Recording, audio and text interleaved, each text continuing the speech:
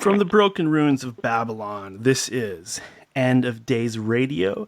I'm your host, Daniel, broadcasting all the way from the shimmering Emerald City, right here in the heart of the Pacific Northwest. Today's date is January 14th, 2020. Today's guest is Ole Dammegard, awarded the Prague Peace Prize, a Lighthouse Award nominee, and adopted by the Apache Nation, is an author, international speaker, former journalist, musician, investigator, who has dedicated the last 35 odd years of his life to researching many of the global conspiracies.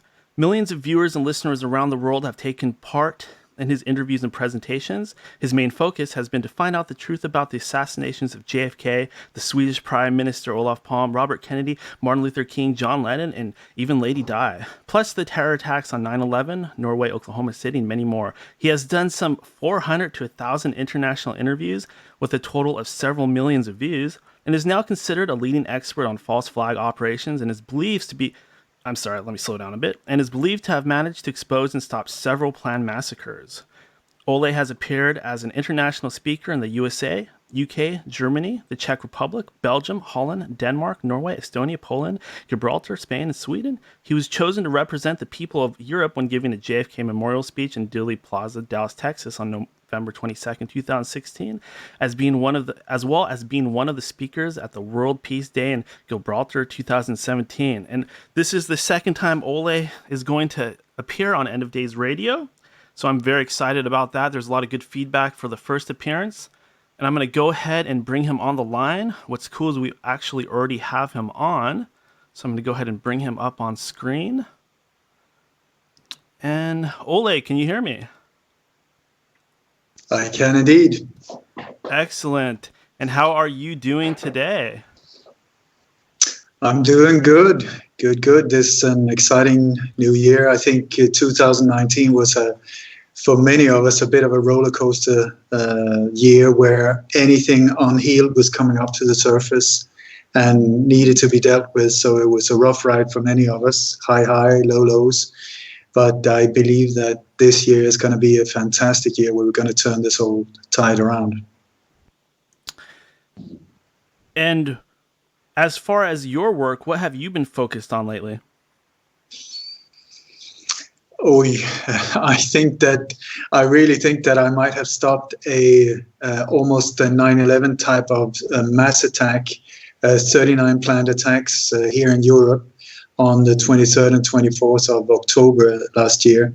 And then this whole thing we can talk about later, but it was just by coincidence I stumbled across some details that led me into this whole thing. And then that has pushed me into what's going on in Scandinavia, especially in Sweden now, because Sweden is a country that is more or less on the front line at the moment, being attacked from all different directions, but where the enemy is from within. We're talking the New World Order, and they're trying to destroy that country, that nation from within, and then take other nations around neighboring countries down with it. So that is what I'm trying to do, expose it before it happened. That's the whole idea. And you actually would like to talk to a friend of yours, Cody. We have him on the line already. Would you like to go ahead and introduce who he is? Yeah, I would. If it's okay with you, Cody, I can just give a bit of background because I know you're kind of bored of talking about your story. But a few years ago, I was contacted by a man called Cody Snodgrass. And Cody is a former Black Op contractor for more than 20 years. He was working as an independent Black Op operator, where he was doing under the Clinton administration and doing anything from what was needed, but as an independent contractor, not directly with the CIA, but but connected, but independently. And he was involved in all types of different stuff, really awful stuff, in whatever, many of them around in many different countries around the world. And then it came to a point where after some 2 decades of this type of work that was very much driven by greed and power hunt and these very low desires from a human man. Anyway, so it came to a point where he was starting to be totally worn out and also haunted by his past, and he was deeply into drugs and alcohol, trying to calm himself down. He was sleeping with 2 machine guns in his hands, very paranoid. And at that point, he was starting to become sort of a liability to CIA and these dark forces, the deep state that he had been working for. So in 1994, he was contacted by a former colleague of his that offered him the job of blowing up the Alfred P. Murray building in Oklahoma City, if you remember that.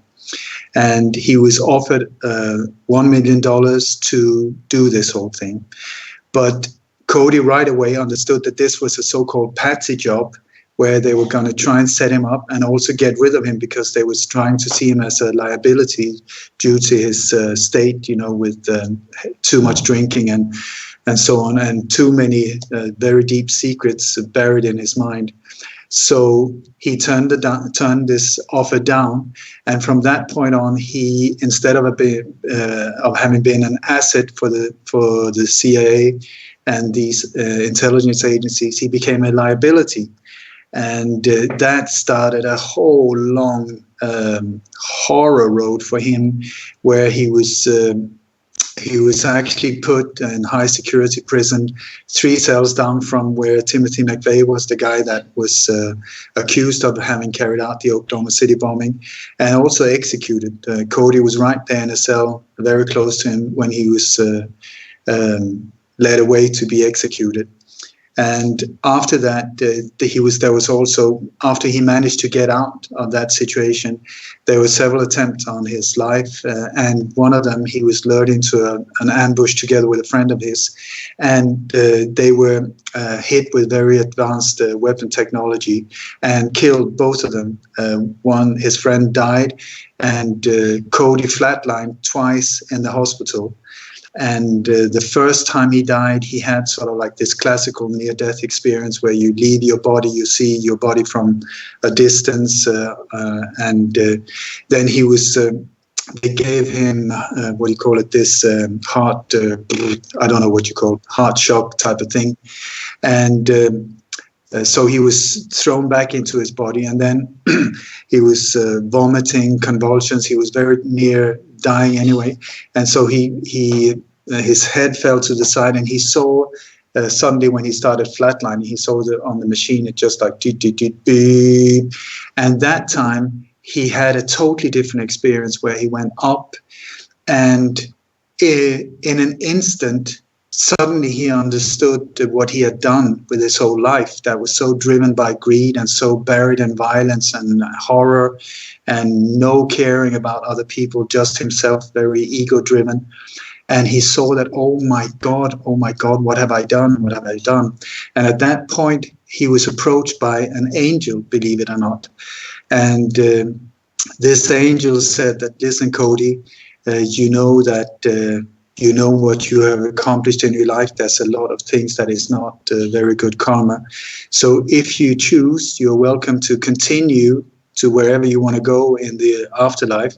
But if you choose to go back down to earth, I will always be by your side, and I will support you in any way I can. So Cody decided to go back down, and he did that. And from then on, he's had this angel by his side. So I find Cody extremely interesting because he knows everything from the darkest of the dark to the lightest of the light. And for more than 20 years after he managed to get out, there were several attempts on his life. He kept a very low profile. He started a healing center up in the mountains north of Colorado Springs, and he was doing everything he could to pay back this bad karma by doing selfless service, by helping veterans and victims of all kinds of horrific satanic ritual stuff, whatever, helping them, doing everything for free, and doing what he could to pay back this bad karma. And also, while cleaning himself spiritually as well, in many, many different ways and ceremonies. So he's part Cherokee. His Indian name is Golden Elk. And anyway, so over the years, he also started planning on becoming a whistleblower, stepping forward as a whistleblower to expose what he had been involved in. But he had to wait until the Clintons got out of the White House so that he could somehow try to get pardoned by the new president, and so he could step forward with this information. Now, that didn't happen, but he contacted me before that and asked me if I would assist him in stepping forward as a whistleblower, which I did. But in the beginning, it took like several months before I started trusting him, because I get approached by many weirdos, and I never know who they are, or if they are who they say they are, or if they've got a hidden agenda, or they're trying to get me into some kind of ambush or whatever. But over the months, I started trusting him. And then what we did was we planned the only type of safety net a person in Cody's position had is to get as much exposure as fast as possible. Because it's as long as the information is between his ears, that is when taking him out is the most effective. So once the information is out there in as big a way as possible, then if someone tries to kill him or destroy him or whatever, that will just amplify the information that he is being spreading out. So I think I booked like 5 interviews per day and 2-hour interviews. So we did like 8 to 10 hour interviews every single day. And in the beginning, he was surrounded by bodyguards up there in his cabin in the mountains. But then after a while, I mean, I tell you, it was pretty scary, because every time Cody went to start the engine, we almost said goodbye, because we didn't know if when he turned the key, if it was going to blow up or whatever, because he used to be in that business. So he knew how these forces operates and so on. And then over the years since then, we've done, I don't know how many interviews together. And I find Cody, I've never, ever caught him saying anything incorrect as far as I know. On the contrary, he's like an absolute goldmine of knowledge, because he comes from the inside, but now with an open and good heart, trying to redeem himself and spread this information so that it can be of help for humanity. So I find him extremely, extremely important in this time and day. So because whatever, I mean, someone like me is always on the outside trying to understand what's going on from the inside, trying to figure out how they operate, trying to figure out how they're thinking. But Cody was one of them. So whatever you want to ask, he will tell you straight, and be very brutally honest about his own part of it as well. So I find him very, very, very important. And it's an honor for me to call him a friend and a brother. And so this is why I wanted to get him to join us today as well. Excellent. Cody, you still out there, buddy? Yeah, Daniel, we are still here. Excellent. Do you want to tell us a little bit about how this started, how you got recruited into this black budget sort of military thing you were part of?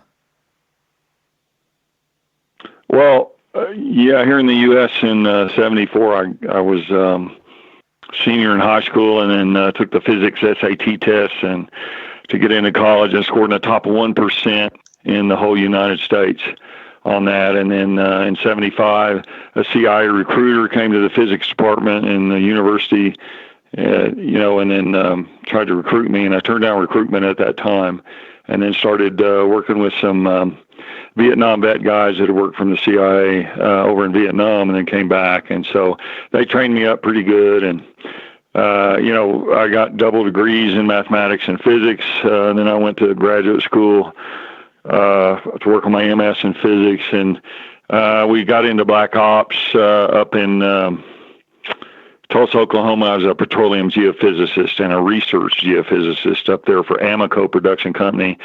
And that was all going on when the Clintons were in Arkansas, over there in Mena. We've done dozens of interviews. Anyone interested for the whole story, they can get in Cody Snodgrass. Just Google it up or YouTube it up. And they've deleted a bunch of our interviews, but there's still some out there. So it's a big, long story, and I don't want to take up too much time, but we were offered a job to bomb the Murrah building, and I turned that down on patriotic grounds, and then became a liability instead of an asset. So the whole story's in a book. Ole's got it on his website, Choosing the Light, Dark Secrets of the Oklahoma City Bombing, 700-page book, details the whole dirty business, international arms dealing, drug dealing, the Nicaraguan Contras and Sandinistas, the whole thing's in the book. So we were involved at the highest level on a lot of operations. And, when I died in the hospital, that was in CIA Project Slammer. That was begun in 84 and 85. It was a 10-year study from the NSA, the DIA, and Navy and Air Force intelligence. And that occurred after our CIA station chief, Aldrich Ames, in Moscow, had come back to the States to finish out his 20-year retirement. And he got caught spying. The KGB had turned him over there. And then there was also Robert Hansen, which was a 26-year FBI counter-terrorist agent who the KGB had turned over here in the States, and he was spying for them. And so these high-level things had happened, and they started Project Slammer as a mind control study of why espionage happens and why agents turn on their own country. And they had a white part and a black part, and I was in the black assassination part, which I was targeted for termination. I died in the hospital, and that's what Ole was referring to about me meeting my angel. And I had a complete different life experience after that, where I actually died and made the choice to come back and then do the light and try to awaken people with just the truth and to show them how dirty some of the government stuff. It's not just the American government, it's the Russians, it's a lot of them, to open their eyes to this black ops world that few people have any contact with except through movies and Hollywood and stuff like that. So we're trying to show how the New World Order now uses false flag events like the Oklahoma City bombing and 9/11, Sheffield bombing, the Bali bombing. I mean, Ole has a whole list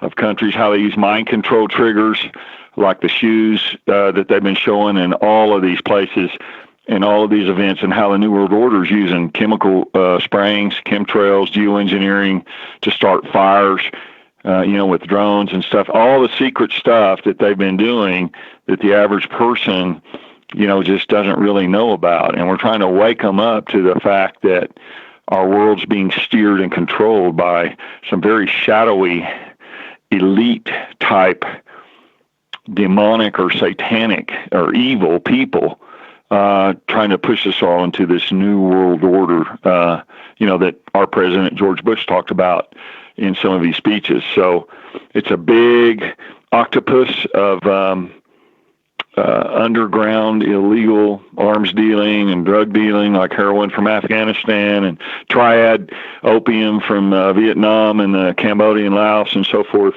So it's just a big web, and we think it's time to be exposed so the people of the world won't fall victim to their satanic plans or evil plans, and we won't end up with the mark of the beast, the microchip in our hands, where we're all controlled by a big brother AI supercomputer. So we're just trying to get the truth out about some things, and hopefully waking up a few people, get them to do their own research. And that's why shows like yours, Daniel, and all the shows Ole's done helps people look at things that the mainstream media just won't talk about.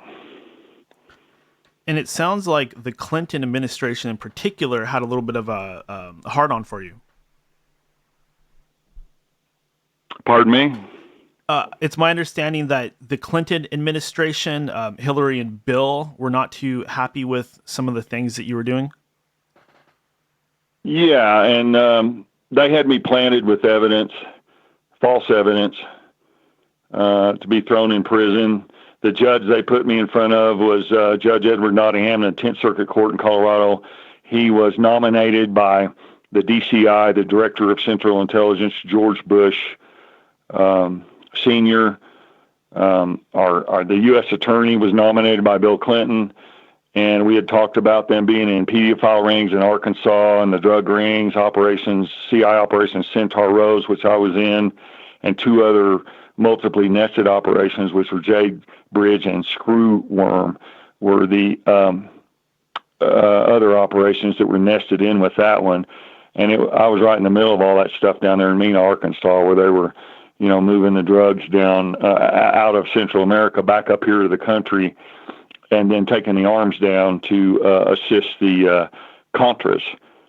After the Bolin Amendment was passed, some of the older people may remember that, but the Bolin Amendment forbade us to put troops down there. And so Ronald Reagan, the president, he went around Congress, and they cooked up these covert ops to help supply the Contras against their fight with the Sandinistas run by Daniel Ortega, the communist down there. So they paid for these black ops with drug money. And I told the whole story and all, and the Clintons didn't like that. And they were right in the middle of me. I was a political prisoner of theirs. They forged evidence. They falsified documents. They committed perjury to the grand jury. They were involved in a conspiracy to obstruct justice with the DEA, the ATF, the FBI. The whole story's in my book. But to make a long story short, yeah, the Clintons didn't like people like me talking. And they had a lot of people murdered, like Vince Foster and many others, Jim McDougal, who was the president of the bank where they were laundering money from those CIA operations while Bill Clinton was the governor of Arkansas. That was his front for CIA ops. But, yeah, they did have a hard-on for me, and I'm one of the ones that's still alive that's able to talk and explain things. And it's stuff that they don't want people to know, America, about George Bush and Bill Clinton and the CIA, the cabal, the arms dealing, the drug dealing, all the dirty stuff that they would rather have swept under the rug.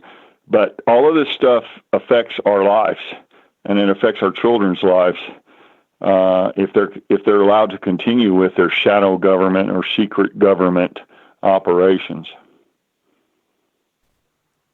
What would you say was the worst attempt on your life? Well, there'll be several, but that was Project Slammer. When I was targeted for termination, we were operating domestically here, and one of the CIA agents over in Bangkok, Thailand, his son was here, and he died in the op, and they inadvertently blamed me for it, but they targeted me for termination, and that was about the worst one, because I did die twice in a civilian hospital here in the States, and that's when I had my near-death experience. I flatlined twice there, and I was in convulsions. It simulated what the Air Force doctor told me called pyloric stenosis. What the CIA was doing was experimenting with mind control programs and psychic attacks, microwave attacks, where they affect the endocrine system in your body with external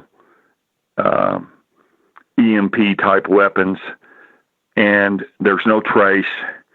There's nothing that shows up in your body, and it appears like death by natural causes.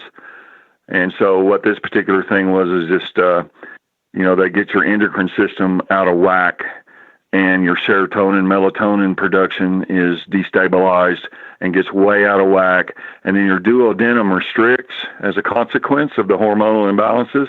So all your food putrefies in your stomach.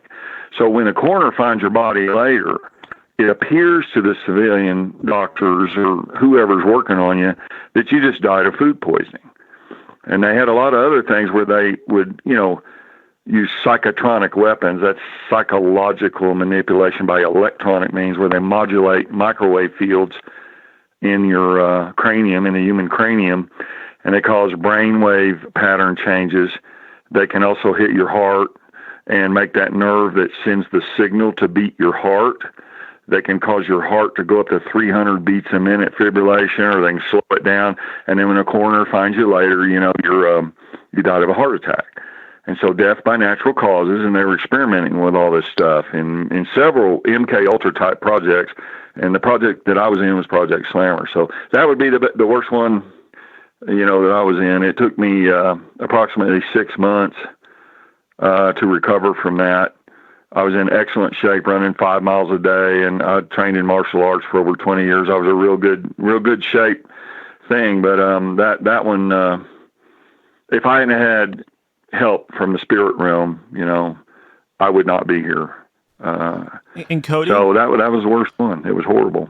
Cody, based on what you said earlier, it sounds like you have no doubt that 9/11 was just the same as Oklahoma. It was a complete false flag. Yes, the narrative that our government, the U.S. government, pushed out about that is patently false. And due to the physics of it all, like building number 7, which some of your viewers may be aware of, it fell, I believe it was 10.3 seconds, free fall speed. And there's no way that could happen. A missile never hit it. A plane never hit it. The Twin Towers, there's no way that one plane could take them down. They were designed to take multiple hits. And so they were pre-wired with explosives like nanothermite and others. I have a section in my book that has a scientific paper. One of the guys removing the waste from those buildings smuggled some of the powder and the metal out, and they sent it to Europe and used GC mass specs, that's gas chromatography mass spectrometers. And they had forensic scientific evidence that nanoparticulates of nanothermite were found in that stuff. And so there's a massive cover-up. There's no way those buildings could fall down on their own like that. And Building 7, which, like I said, some people have seen, it's been restricted on most of the media, but that building came down at free fall speed. And the only way that can happen is that the mass on top of the building, if the top floor, is if the floors underneath are taken out first. Otherwise, inertia from the thing falling, it would be slower and be slowed down. And that's not what the photographic evidence showed. And so there's 3,000 engineers, I'm sure you're aware of a lot of this, that have signed on to the architects and engineers for 9/11 Truth. And it's just patently false. There's no way it could happen. It violated too many laws of physics and science, and it was a major, massive cover-up. And then the Iraq and Afghanistan wars, of course, followed in its wake. But it was a false flag, 100% certain of that. And it sounds like you are a believer in God, and you have a strong inkling that Satan himself might be behind some of this. Are you a believer in Revelations, Cody?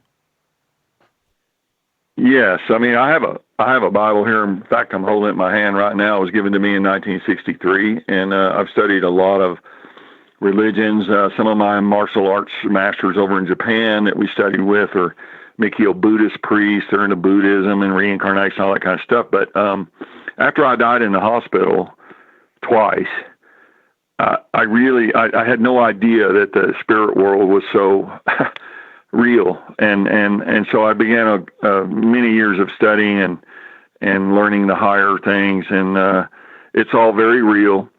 And there is a satanic, absolutely demonic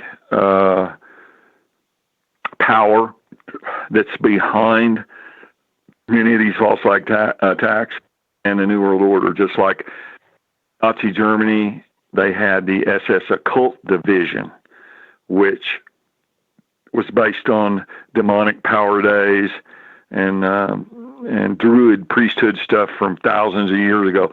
So yes, I do believe in God. I do believe there's a creative force in the universe that goes by many names. And I know for a fact that angels are real. And I also know for a fact that demons and demonic entities are real. And these spiritual phenomena are very real. And they've been relegated to occultism and things like that. But I believe there's a science behind them that we have not discovered completely yet. And once we learn higher dimensional energy mechanics, in our physics and science, that we'll be able to explain psychic phenomena, like Nostradamus and Edgar Casey and, the revelation written in the Bible, how some of these things have come true. And so I believe there's a science behind it, a spiritual science that we're still mostly unaware of or ignorant of. And I did have one more question for you before we let you go, Cody. If the Clintons come back into power, meaning if Hillary runs and she gets elected, are you going to be in a similar danger back when Bill was president? Yes. Yeah, if she ever gets back, any of them get back in power, I'm leaving the United States, changing my identity and disappearing.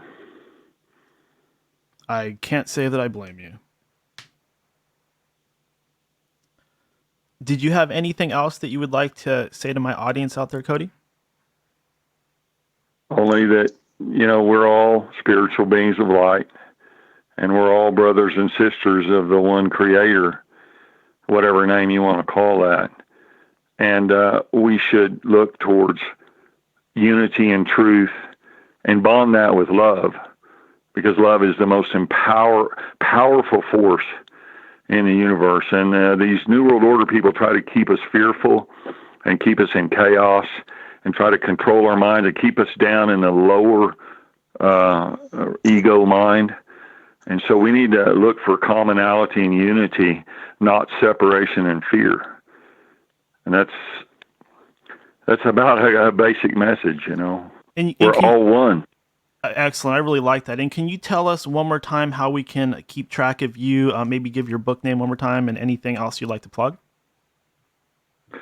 Yeah, you can go to Ole's website, lightonconspiracies.com. We have a book there, and I have an email address, cody@lightonconspiracies.com, if someone wants to contact me. But we've been under very heavy censorship here in the United States. They've hacked our emails, sent viruses to our computers. They're blocking some of our phone calls. They shut down our credit cards here a few weeks ago. Just all the standard deep state tricks of electronic harassment. So we'll be here for a while, but if the Clintons ever get back in power, I'm not going to stay here in the United States, because they're horribly corrupt, and they will use the power of the IRS or the power of the DEA or whoever they can to destroy their political enemies. And a political enemy to them is anyone who wants to get the truth about what they've really been doing while they're hiding behind positions in our government like Secretary of State or President or the Clinton Foundation or whatever that is. I do appreciate you coming on the program. Thank you for coming on End of Days Radio, Cody, and it'd be great to talk to you again in the future, my friend. Okay, thanks a lot. We love you guys. Thank you, Daniel. Thank you, Ole. Thank you. Bye. Thank you, Cody. I just want to say, I think it's really interesting, because when Cody says we, in the beginning, I started mistrusting him, because I felt, he said he was alone, and then he says we, and I thought that was some kind of Freudian slip, and he was actually not being truthful with me. But it turns out that when he says we, that's him and his angel. And I find it personally very refreshing talking to really anybody that believes in these things. I'm a strong believer in God. I'm a strong believer that something's going on right now. I'm not going to pretend to know all the answers, but there's a spiritual side of this. And that's something that I believe you acknowledge, Ole, that you like to talk about bringing the light. And I think that this world is getting pretty dark at this point, isn't it?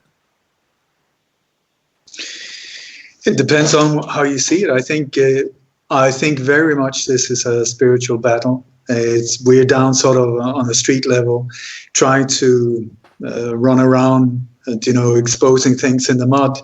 But the real battle is in the spirit world, or in the between good and evil, more or less. It's like I'm not religious, like going to the church or anything like that, but I'm very aware of the divinity. And also the incredible mystery of life, where I feel like I'm a humble little player on a chessboard trying to figure out what's going on. But it is on the spiritual level where the important thing happens, and here is where I think it's so important to not spread fear, not to spread the dark stuff that will just help the dark force to control us more, but instead empower anyone that wants to listen. So this is, I do a lot. I go on tour. I do all kinds of stuff on my own. I'm a one-man band with a small little wonderful team around me. But what I'm trying to do is we go on what we call the blind date tour. We go in an RV called the Love Mobile, and we're trying to spread.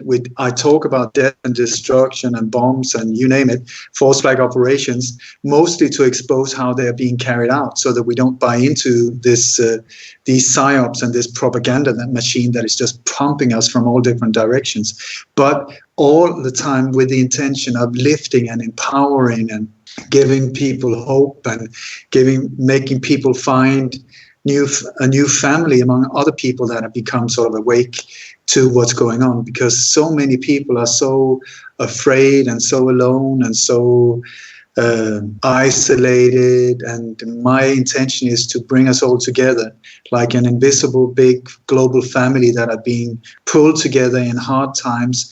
But that's how this universe works. It's like if you want to purify gold for all the impurities, you have to put it in fire. I mean, the higher the temperature, the more of these impurities are cleaned out. And it's the same with us. We have to go through this fire to purify ourselves. And either we go under or we come up even stronger and more pure than we were when we started. Do you have any thoughts on Harry and Meghan attempting to leave the rest of the royals?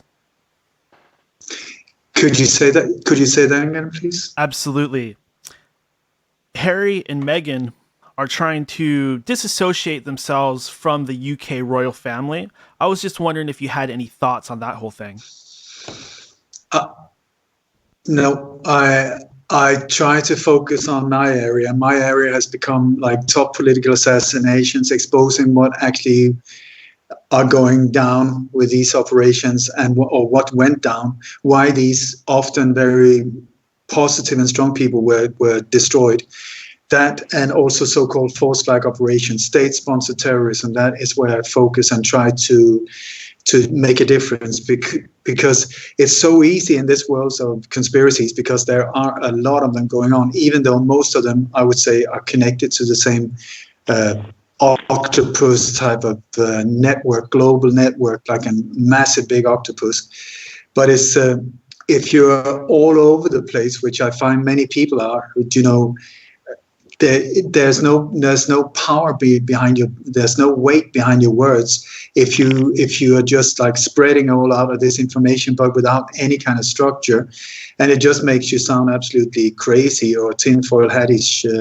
And so I try to pinpoint like a laser beam in certain areas where I feel that some of these methods are major in the weapons that are being used against humanity. So false flag operations, state-sponsored terrorism, and political assassination. That's where I focus. Then, of course, I know a lot about other areas, but that's I leave that to other people that are more dedicated to these specific topics. So to answer your question, I have no idea about that thing in the royal family.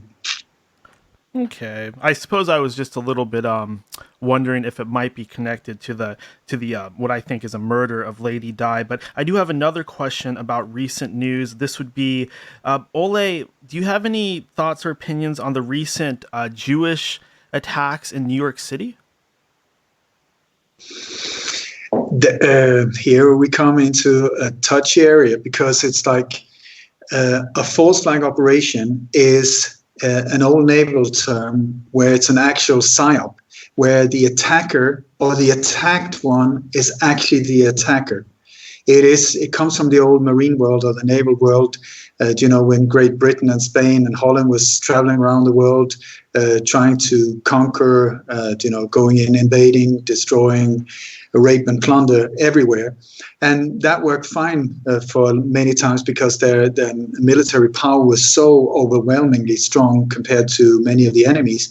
But sometimes that also caused problems with trading agreements and other nations and so on. So somebody came up with the idea, and this is what a false flag operation is. Why don't we put the enemy's flag on one of our own ships and then let our own ship attack ourselves so that we will look like the victim, and then that will justify us hitting back and doing exactly the same that we wanted: invasion, rape, plunder, destruction.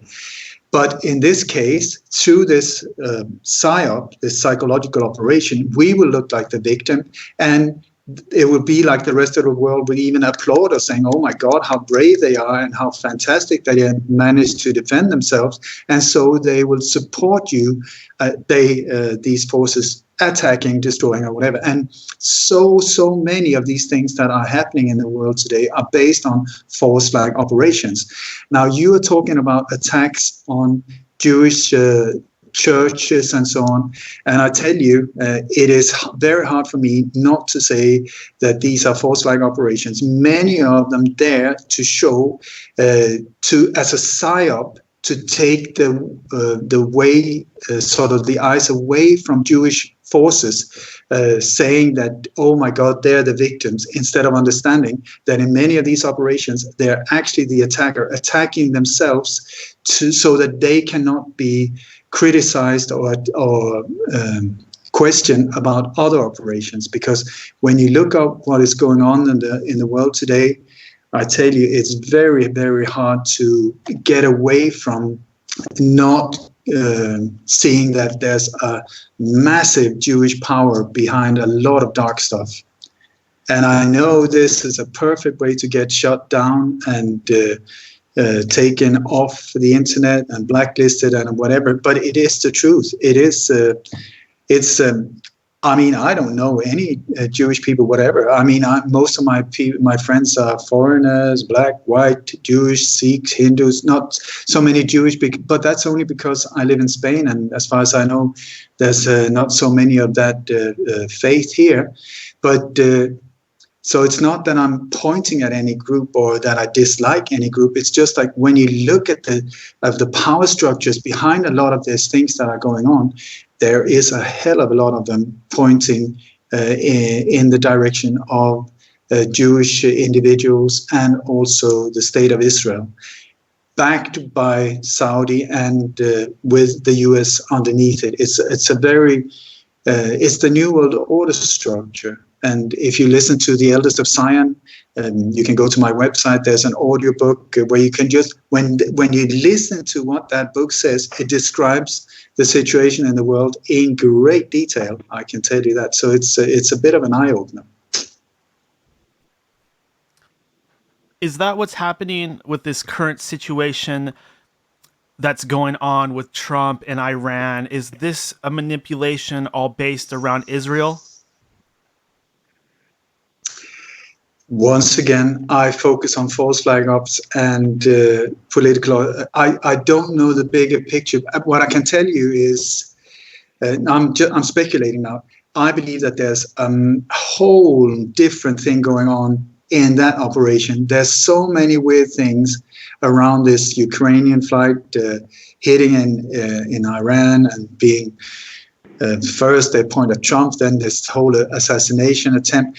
I distrust the whole thing. I put a massive question around that, because often also one of the other weapons that are being used, it's against humanity today. Many of them are old Roman tactics. You know, you have divide and conquer. That's one of them. Then you have false flag operations. You also have a problem, reaction, solution. And then in all operation, I tell you, in every single black op or military operation, or more or less, there's a diversion. Look over here, something that says boom, and everybody looks over here. And when I look at what's going on at the moment, it's like the whole world is looking in that direction instead of maybe focusing also on what is going on elsewhere.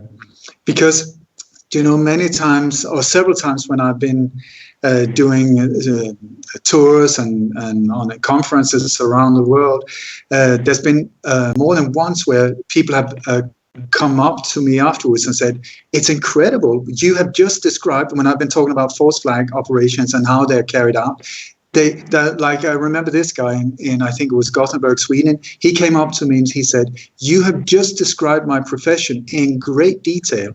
And I said, okay, so what are you, some kind of military guy? Or no, he said, I'm a magician. I'm an illusionist. He said, this is exactly how I managed to get how I control the concentration and the focus of the audience. I get them to watch over here. I make them believe that it's going on with the left hand when maybe the whole action is going on behind my back with the right hand. How to divert the attention, how to make people think what I want them to believe, and make them believe that they have a choice and whatever. And so with these type of operations, I'll tell you, there's an incredible film called Wag the Dog with Robert De Niro and Dustin Hoffman. I can really recommend that one, because that one shows you in great detail how they have many of these operations, how they plan them, carry them out, and how we're being fooled by them. And in that movie, there's this big scandal. It's almost based like on the Clinton blowjob scandal, Monica Lewinsky type, where the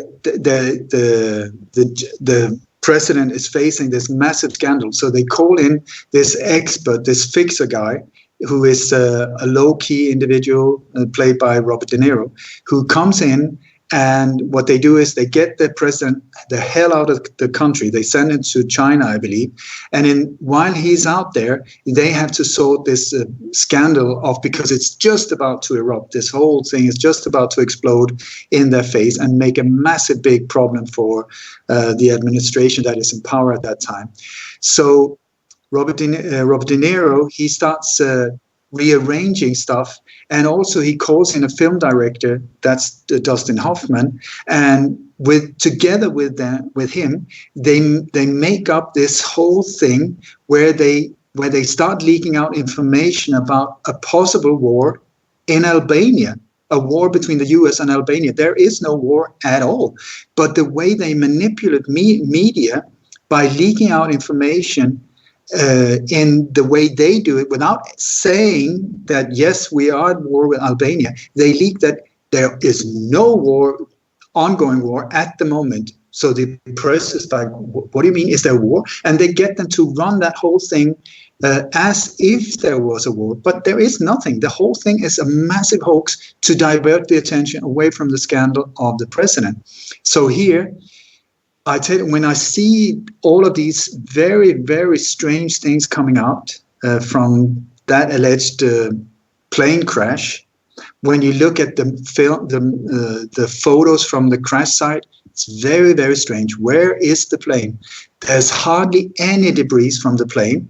There's no seats. There's no luggage. Normally there are all massive small pieces of the plane spread all over the place. Nothing. The whole plane seems to have landed in a field within walls, built up walls. There's one turbine that is lying there, which I've spoken to a pilot. The diameter is very, very small. I don't know, but it does not seem to be fitting to the model of a Boeing plane.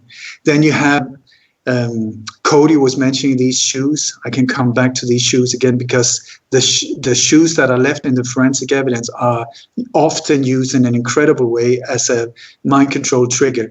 Let me get back to that one later. But that is all over the place. There's like 4 or 5 photos just of a shoe instead of the whole thing, just there, right in the middle, boom. Then you have this whole thing about the assassination attempt, or the assassination of this high-ranking Iranian military guy, who, when you start checking it out, there's, at least I haven't really looked deeply into it, but there's several things around, for instance, his ring, the ring of the body, and the ring of the photo of this military guy. It's not the same ring. They're similar, but it's not the same. And also the whole setup with how they're playing, suddenly Iran has said, it's very sorry, we shot down this plane by mistake. But did they actually? Or is that story being planted in the Western media, just pump this out as a total confusing situation, making us look that direction instead of focusing on what is going on with 5G and other major things in the world that is very, very serious to the development. So I put a major question mark around the whole thing that is going down over there.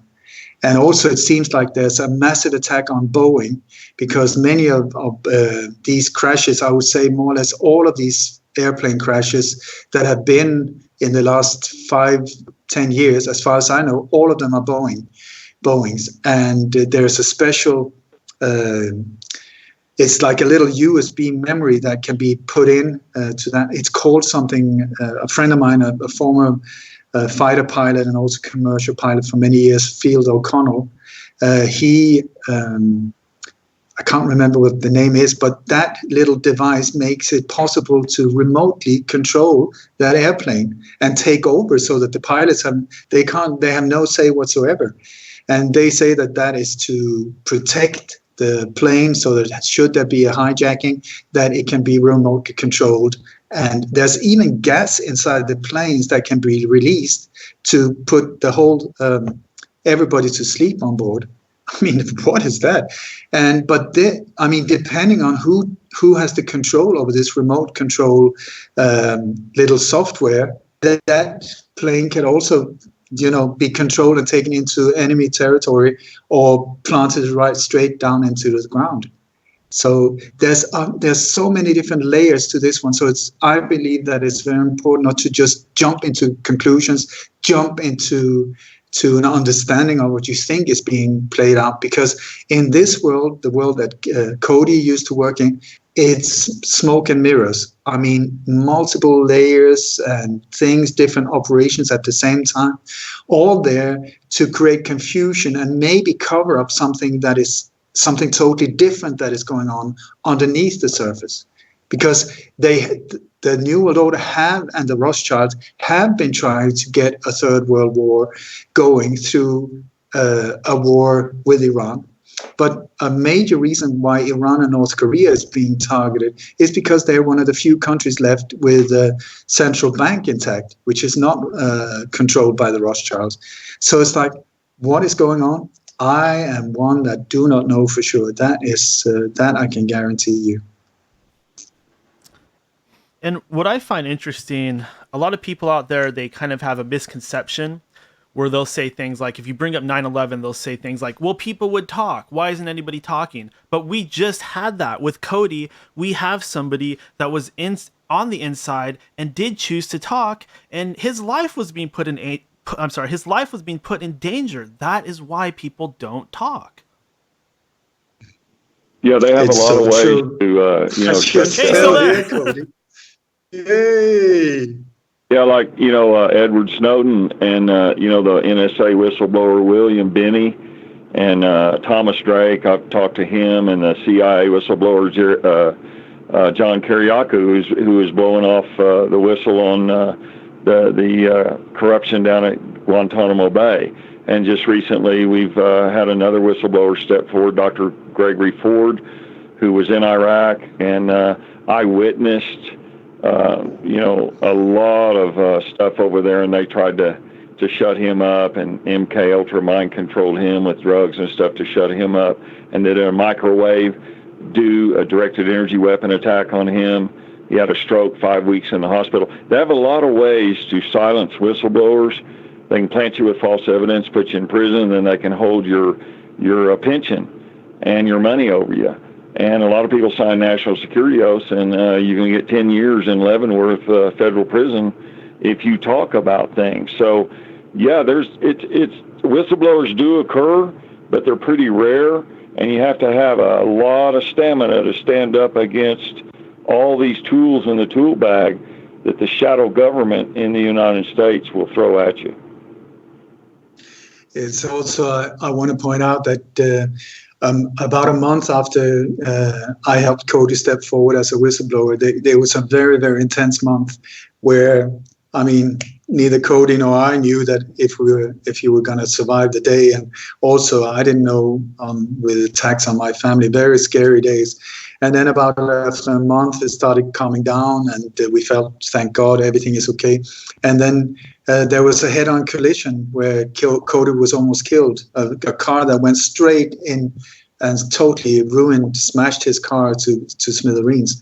And then recently there was another attack with a very, very strange virus that almost killed Cody again. So it's like, I really want people to appreciate what an individual like Cody is doing for the rest of us, because just getting online like this makes him a target also, because then his IP address or his phone number can be tracked. So it's like, it is of great value, and I think we should we should really be more appreciative of individuals like him, because there are very few, because it takes a very, very strong soul to be able to stand up like that.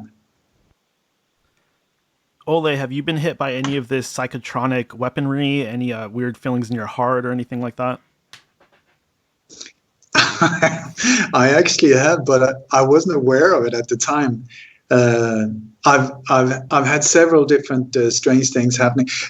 I can tell you one recently. I was on a tour in Sweden, and on that tour it was amazing because one of the things I did was that I called Cody on Skype, so the audience could speak directly to him and ask questions. That was amazing.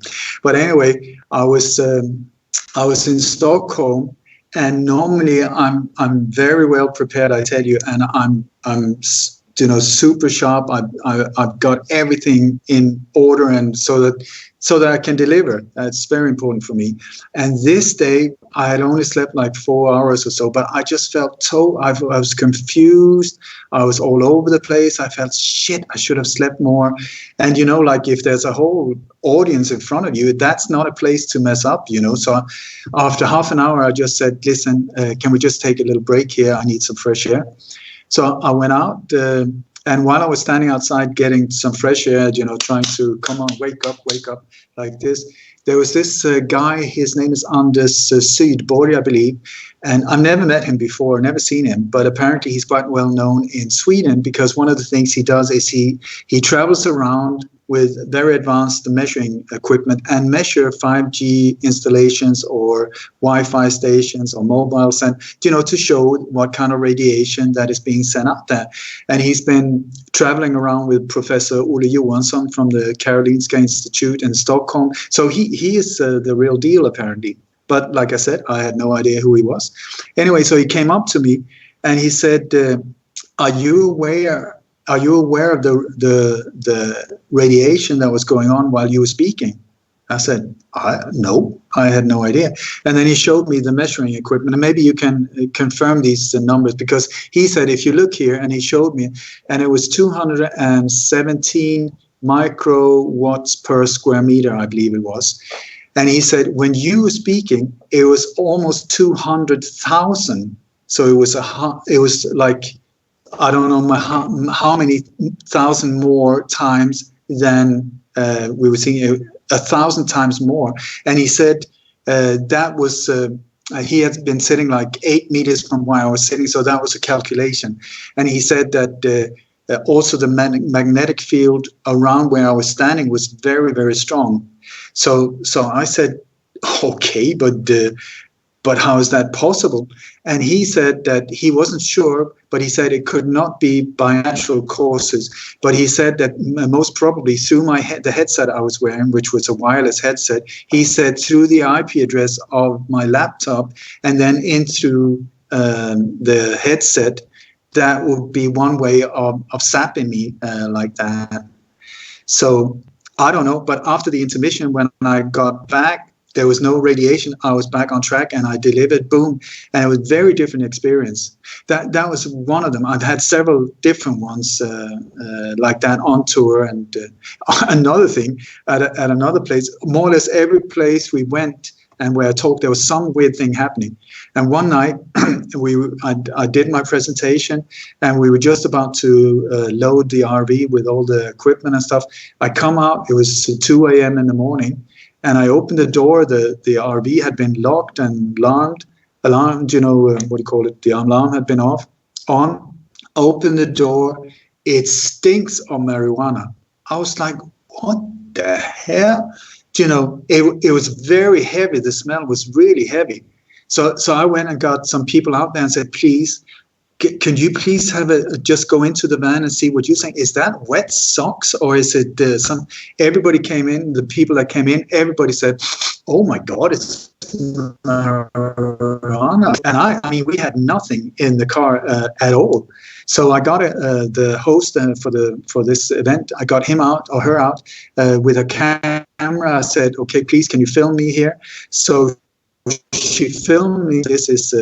I gave the date. I said it's 02:17 or whatever it was in the morning. We just come out. This is what happened. This whole van stinks of marijuana. We're going to take it all apart. But should I be stopped like 2 kilometers down the road by a random police control with the sniffer dog, and suddenly they find like 40 pounds of marijuana in the RV, this is evidence that this would have been planted. I got that film. We took the whole car apart, including the water tank, the everything. There was nothing there. But what I did notice was that there was vent holes in the floor, ventilation holes, and while we were taking everything apart, the smell started disappearing. So I believe that somebody had pumped that smell in through these ventilation holes, and that they had prepared for that we would be stopped just a few kilometers down the road with a dog, where they would then have been bark, bark, bark, and then something would have been planted on. That is my speculation, but that was just two of many things that happened, including a subtle death threat on the latest tour that I did. So intense times. What do you mean by a subtle death threat? Is that something that you would mind sharing? Yeah, of course. No, it wasn't against me, but it was the very next day. We went to another place, and I did the talk there. And there was this guy that he like when you're in the kind of work that I am, you get a certain feeling for who you can trust, who you cannot, who is like in the intelligence world or not. I mean, sometimes you can figure it out, and sometimes it's just a feeling, because also I walk around, I shake hands with everyone, welcoming them, every single one in the audience. And for one, it's for me to really say, I see you, I really appreciate you being here, and so on, so that you get that I get a personal contact with everyone. But these guys that are working for these intelligence, they hate that. So you can see how they try to avoid eye contact, and they feel very uncomfortable. And there was this guy he was a military type looking guy, close to late 60s early 60s, something like that. And he was in the audience. And the more I spoke, and also when he heard Cody, when I looked out in the audience, when they were looking at some videos, he looked terrified. All the other ones looked calm, but he looked terrified. And he left, like after maybe half an hour, he left. He had some. Anyway, that evening, we packed everything up and we took off. But the very next morning, the couple that had hosted the event were driving a friend to a bus station. And on the way there, it was a small little road. Not a major one. It was quite a small road, very little traffic, if none at all. And there was one Swedish police car there with 4 Swedish police officers outside the car. That never happens. In Sweden, 1 car, 2 police officers, if it's not something very special. Anyway, 4 police officers, 1 car, that's a bit odd. Anyway, they waved the car in, and a police officer came up, very polite, and said, hello, how are you doing? All of these things. And then the driver said, I'm really sorry, but I forgot my driver's license. I'm very sorry. And the police officer said, don't worry, this is not a normal control. And then he said something, I don't understand what that means. He said, this is a good day control, okay? And then he had everyone identify themselves inside the car, not only the driver, but the people in the backside. in the back seat, and everybody had to lean forward, like if he had, I don't know if he had some kind of camera on him, but with facial recognition, I don't know, but everybody had to lean forward and show their face and show their ID, and which is very unusual. Never heard about that before. And then when they were about to take off, the officer said, well, you have a great day, just drive safely, because this is a day there you could very easily get killed. That was his words. And the people taking off were like, what the hell was that? Because, you know, in that circumstance, and that is a possible subtle death threat. That is exactly how they reported it to me. And when I see all of the rest of the things that happen along the way, my driver or my friend, who is sort of the organizer of the tours, he was driving, he was speaking in his cell phone, and suddenly he was like zapped through the cell phone and almost drove into the ditch. He almost drove off the car because something just whacked him through the cell phone. And so he stopped, and I got him out there. He was all sweaty and green, and his face, and the day before, where we had done one of these events, we were up on the 7th floor, and I look out the window, and there's this guy in a red uniform, never seen that type of uniform before, walking around the RV filming it, like on a very close distance. So either that is a RV enthusiast, or it was something else. I mean, very bizarre. And when we were in this is something I would like you to comment on, because Cody, when we were in Denmark on tour, I had this toothache. So a lot of the time when I was inside the RV, then when I left it, the toothache stopped. Then when I got back into the RV, I got this toothache, and out I was fine. And then I remembered, can you please remind me, you said something about when you were in active duty that when you got inside of areas with directed energy weapons or that type of technology, that the fillings in your teeth started heating up and gave you toothache. Is that true? Yes, these are directed energy weapons. Raytheon Corporation, Lockheed Martin, they've been in, and DARPA, the Defense Advanced Research Project Agency, have been in this stuff for a long time. It's the next level of weapons where they do an attack and there's no evidence, there's no forensic evidence left. And generally the microwaves are around 840 megahertz. That's a natural resonance frequency of the human cranium. And they can modulate the microwaves through the carrier wave signals and set up standing wave patterns in someone's brain. They can cause a stroke that way, kind of like when you put a hot dog in the microwave and turn it up on a high and just leave it on. The tissues swell, capillaries break, and it looks to a forensic pathologist like there is just a natural stroke. And there's no evidence that the directed energy was beamed. And I've been hit with them several times during operations, and I have the old metal fillings in my mouth from the 1960s, and they always heat up different. Metal absorbs microwave radiation, has a different coefficient of absorption than the subcutaneous tissue like bone or tongue or cheek. And so it absorbs the radiation more, and then your fillings subsequently heat up faster, and that puts heat on your nerves, kind of like, cold ice cubes when you bite into them and you get that sharp pain in a cavity. Your nerves go off, and that's how I always knew I was on some kind of attack. And then later on, of course, like now, we have directional microwave finding equipment like that friend of yours. But you were being hit at that conference with that. That's why it jumped up 200,000 times. They can sit across the street in a van, and they have this equipment, or they have backpack models with lithium-ion batteries and a little handheld dish that can direct the weapon. And the only thing that you have to have is line of sight. There can't be trees or other things blocking the direct line of sight of the microwaves, but they have ways they can make you feel confused or angry or make you nauseous, delirious, all kinds of different frequencies they can modulate these particular weapons, directed energy weapons with. So you could have had something planted in the van that did it, or they could have been tailing you around and then waited till you got in the van, and they could be sitting a block away as long as they've got line of sight and they're not being blocked by a bus or something. They can certainly make you feel that way while you're driving along.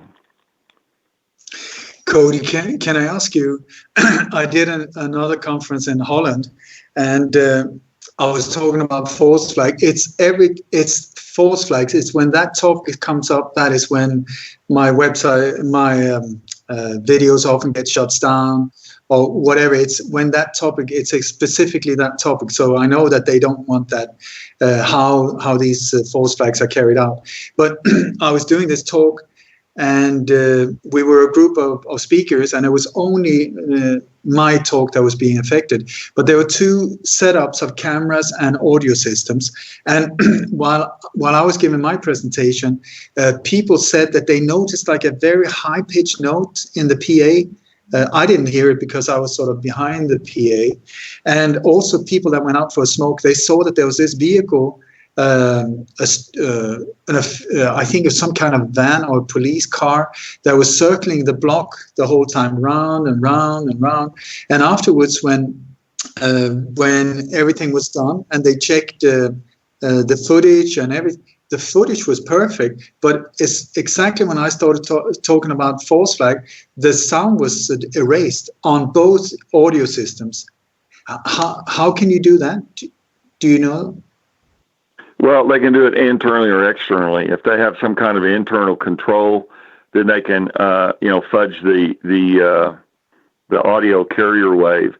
And externally, they can just send in some type of electromagnetic field. It can be a time varying or spatial varying, amplitude varying signal, and it can go in there and fuzz up your communications. Like when we were first breaking the story of the Oklahoma City bombing. We did interviews all around the world with you, and you remember how the static would come in sometimes on the phone, or it would click. There'd be clicks right when you started saying specific words, especially stuff dealing with CI. You get it clicking. So they can do it internally or externally, depending upon the type of system you have and the operational characteristics. I can say that I myself have not only experienced some really strange high-pitched ear ringing and oscillation, as well as heart palpitations that felt very unnatural. So, I mean, I can't confirm it. There's no way I can prove it, but I do believe I have been hit by some of this psychotronic weaponry. Yeah, we have a section in my book about the CI mind control, and it outlines some of the techniques and weapons they're using today. It's like this friend of mine, Dr. Greg Ford, he's been nominated for the Congressional Medal of Honor, and he's a military intelligence guy, and he just wrote a book called Midnight Samara.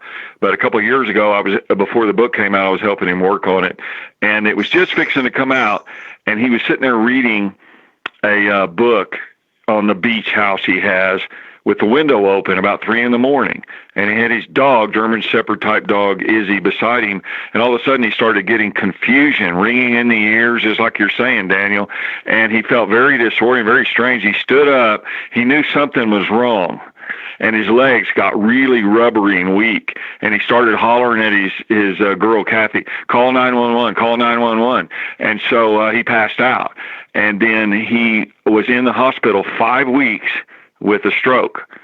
And I was the first one to talk to him besides General Janet Karpinski, who was over in Iraq. And he had to go to speech therapy and everything else. And they were trying to kill him, Daniel and Ole, to stop his book, because he had some very explosive information in that book. But someone says, well, on one of the interviews we were doing, how do you know it was a directed energy weapon or a psychotronic weapon? Well, because a lot of people have strokes, right? Well, the dog, Izzy, went blind and started bumping into the walls, and they took him to a veterinary who did an extensive evaluation, and the dog had went blind sitting right beside him. And so It was not a stroke. It was the result of a directed energy weapon, a psychotronic weapon. And they have these things. They've been using them domestically, illegally, all across the United States, Daniel. They've been targeting radio show hosts, whistleblowers like me, the people like Ole, who are researchers. They've hit people that were guests coming on shows. They've been to auditoriums and sit outside and do them. So anyone who's trying to get the truth out, especially against CIA or any of the intelligence deep state shenanigans that are going on, they're targeted like this covertly and secretly. And it is not BS. It's not conspiracy theory. This stuff is real. I've been hit several times with this stuff. And if the power's right and your physiology's right and these things are tuned to the right frequencies, they can kill. I don't doubt it. And another thing that seems to be happening with researchers lately is they're also being bombarded by these bots or online stalkers, trolls that are actually paid to harass people online, mess with your website, and do things like that. That's what I've been seeing really a lot lately. Join the club, I tell you, join the club. I've been attacked I don't know how many different ways and got my whole site destroyed really several times. It took 6 weeks to rebuild it one time, and that was like so advanced, that attack. So if you're interested, I can go into details because that was just mind-blowing. It took I had 3 people work more or less non-stop on it for 6 weeks to restore the website because it had been booby-trapped. It was just incredible. Do you want me to tell you what happened? Yeah, I'm a little bit of a computer nerd, so I wouldn't mind hearing that.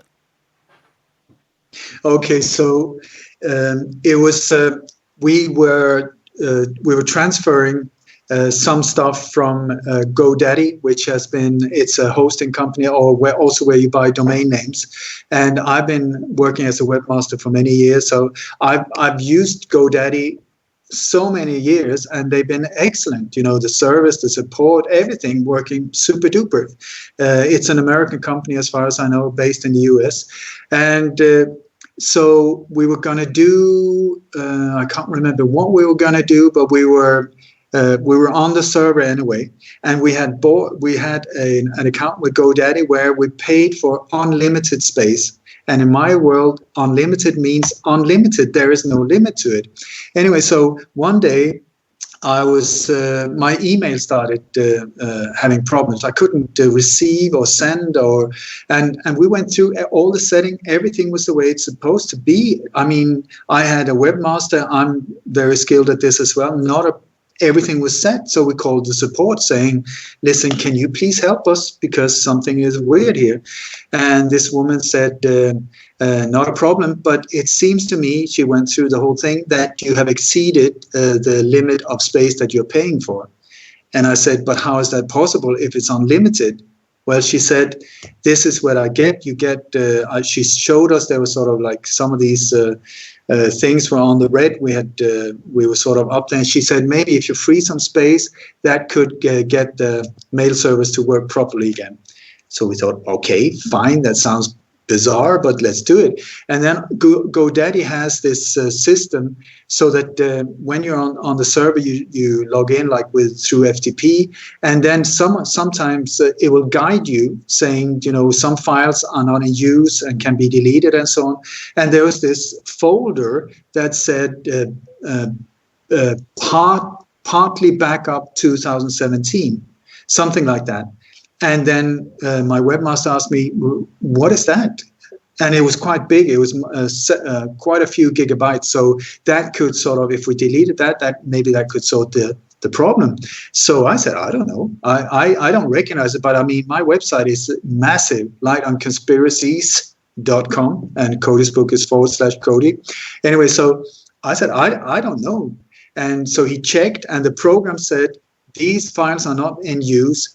They can please delete. So my webmaster, Will, who is super excellent at what he's doing, he said, do you want me to delete them? And I said, yeah, if they say they're not in use, let's get rid of them. So he clicked on that button, and boom, the whole website just disintegrated in front of our eyes. And so Will was like, what the hell? I tell you, he actually went down on the floor and puked because we put in several years of so much hard work and it all just disappeared. So he was like, oh my God, what did I do? What did I do? So the whole site was destroyed from doing that. It was like pressing like a TNT button, just like boom, the whole thing exploded. So we said, okay, let's not panic. Of course, a company like GoDaddy will have daily, what do you call it, where they make backups. Because I mean, this could have been a massive big company like Ford or whatever. If something like this happened, it's a disaster. So anyway, we called the support. This time it was another person, and they said, of course we have backups. We have one from yesterday. So I said, okay, fine, not a problem. Well, she said it would be like $280. I said, but okay, we followed your instructions on your server. Now you want to charge us 280 euros? He said, yeah, but that's just the way it is. So, okay, what can I do? Not fun. I said, we'll pay it. So we paid. But what they uploaded as a backup from the day before was from 2017. It was like more than a year that was lost. And so we contacted him again. He said, well, this is what we got. That's it. And all of the links between the images and the coding, I mean, there's thousands of it. All of it had been broken. And so also the database, which is massive, had been destroyed. But a database like that is normally like several thousand lines of code, but not more than that. But when we checked out the database, it was like 2.3 billion lines of code. Billion. I mean, it was unreal. And so for days and days, we tried to extract the real information from the database, because all of this extra code was there. We needed to delete it. But every time we tried to extract the code, it exploded again. It had been somehow booby-trapped, I tell you. And so it took forever and ever, and we had to rebuild it step by step by step by step. And which in one way was a blessing, because we made it even better and more secure and moved it away so that we're in control and so on. But 6 weeks, 3 people, one in Panama, one in India, and one in Germany helped me. And I'm a one-man band. I'm not getting paid by anyone. I live on donations and selling books and my membership and newsletters. That's about it. I've done this for many, many years. So I'm not loaded when it comes to cash. 6 weeks it took. So and GoDaddy just said, no, it's not our responsibility. We have nothing to do with it. But what I believe happened was that, you get a number, an issue number or when number or whatever you call it when something happens. And the very first time after we clicked on that and it exploded, when we reported that thing, then from then on, I think we spoke to the very same person all the time that just went around in circles and circles and circles and was bullshitting us and are doing totally different than GoDaddy. And I believe that number, I would not be surprised that was redirected to the CIA or one of these geeks over there that was just there to delay us, to this, wear us out, ruin us financially, and just they didn't expect that we were so hard-necked and so devoted that we managed to do this anyway. But we had to go around them and move everything away from their control. Yeah, they seem to, one of their main tactics they use is they seem to try to get you into this trap where you're kind of chasing your tail, because that will drive anybody nuts. They'll do it psychologically. It's awful. Yes. It is psychological warfare, I tell you, because it's like when you, after 2 weeks or whatever, and suddenly it explodes again. I mean, we were in tears almost, like, what are we going to do? How the hell are we going to sort this up? And, at the same time, we had to pay more and more and more and more and move it to another place where we had to pay more. And And these fantastic people, these technicians were doing it for free to start. I mean, I said, I will pay you, but they were doing it because they knew that, I was standing for the truth and doing everything. I was not here to do anything else than that. So they were really supporting me. But, had it been other people, and we were not the only one hit that day, Truth Media, True Stream Media, Aaron and Melissa, which is a fantastic channel, they were hit more or less the same day in a very similar way, as far as I know. We tried to contact them so that we could sort of help each other to sort this out, but they never replied. But it was the very same day, very similar, when I heard their problems as well. Cody? Ole, yeah, I just want to say on that note, 2 or 3 months ago, remember we were doing that interview in Copenhagen.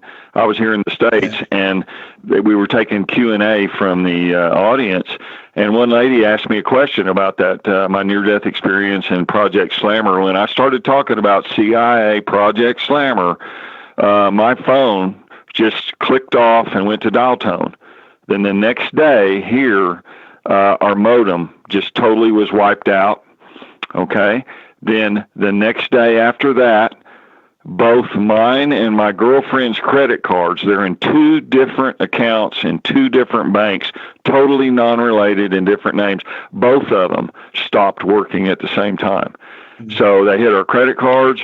Then I got back on. We got a new modem and hooked in my computer. Half of my files were all gone. My Yahoo account was totally deleted, the one we've been doing the Oklahoma City bombing book sales and stuff on. It was all gone. Everything erased. Thousands of email contacts. Everything just disappeared. And that's the kind of stuff like Ole's talking about. And I'm sure, Daniel, you got your stories too.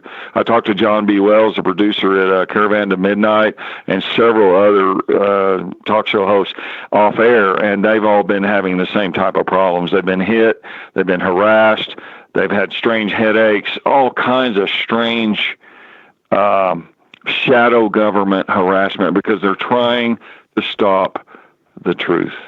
Yeah, a popular researcher that was very familiar, Tracy Twyman, she was actually killed by them because she was looking into these pedophile rings. And that's something that happened recently that kind of traumatized our entire podcasting paranormal community. She was on my show. She went on many other shows. This stuff can be dangerous for your health, people. Yeah, it's not for wusses, I tell you that. But at the same time, someone has to do it. That's the way I see it. It's like I would so much prefer to just, focus on something else, kick back and work in my studio or whatever. But somebody has to do it. And as far as I know, there are not that many around, that really are willing to take the frontline seat. So it's just a matter of keep doing it. There's a spiritual war right now, and Daniel, you, me, Ole, other people like the woman you were just talking about, we're all being drawn by a higher, deeper thing. There's a spiritual stirring that's going on in people. The yellow vest guys in France, it's all around the world. People are looking for the truth, and they're tired of the lies of their mainstream media and the controlled New World Order scheme. The top-down scheme. They're tired of Monsanto poisoning their food with glyphosate. They're tired of looking at the chemtrails and geoengineering sprays. They're tired of being lied to, and we're all being drawn together now in this spiritual calling or battle. I think that's why we're all together today. We all resonate together because we're trying to find the truth in a maze of lies. Yeah.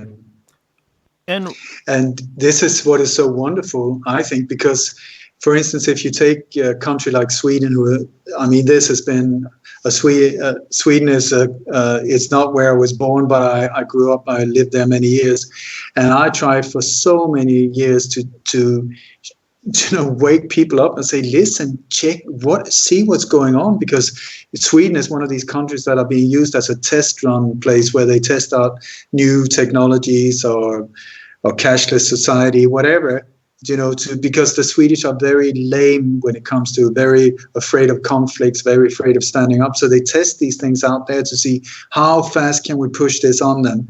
And then once they get Sweden to approve of it, then they use Sweden's good reputation to move it to the next country and the next and the next and the next. So I have been trying in Sweden for years and years. And in the end, I even had 2 friends murdered around me, and I decided to leave and move here to Spain.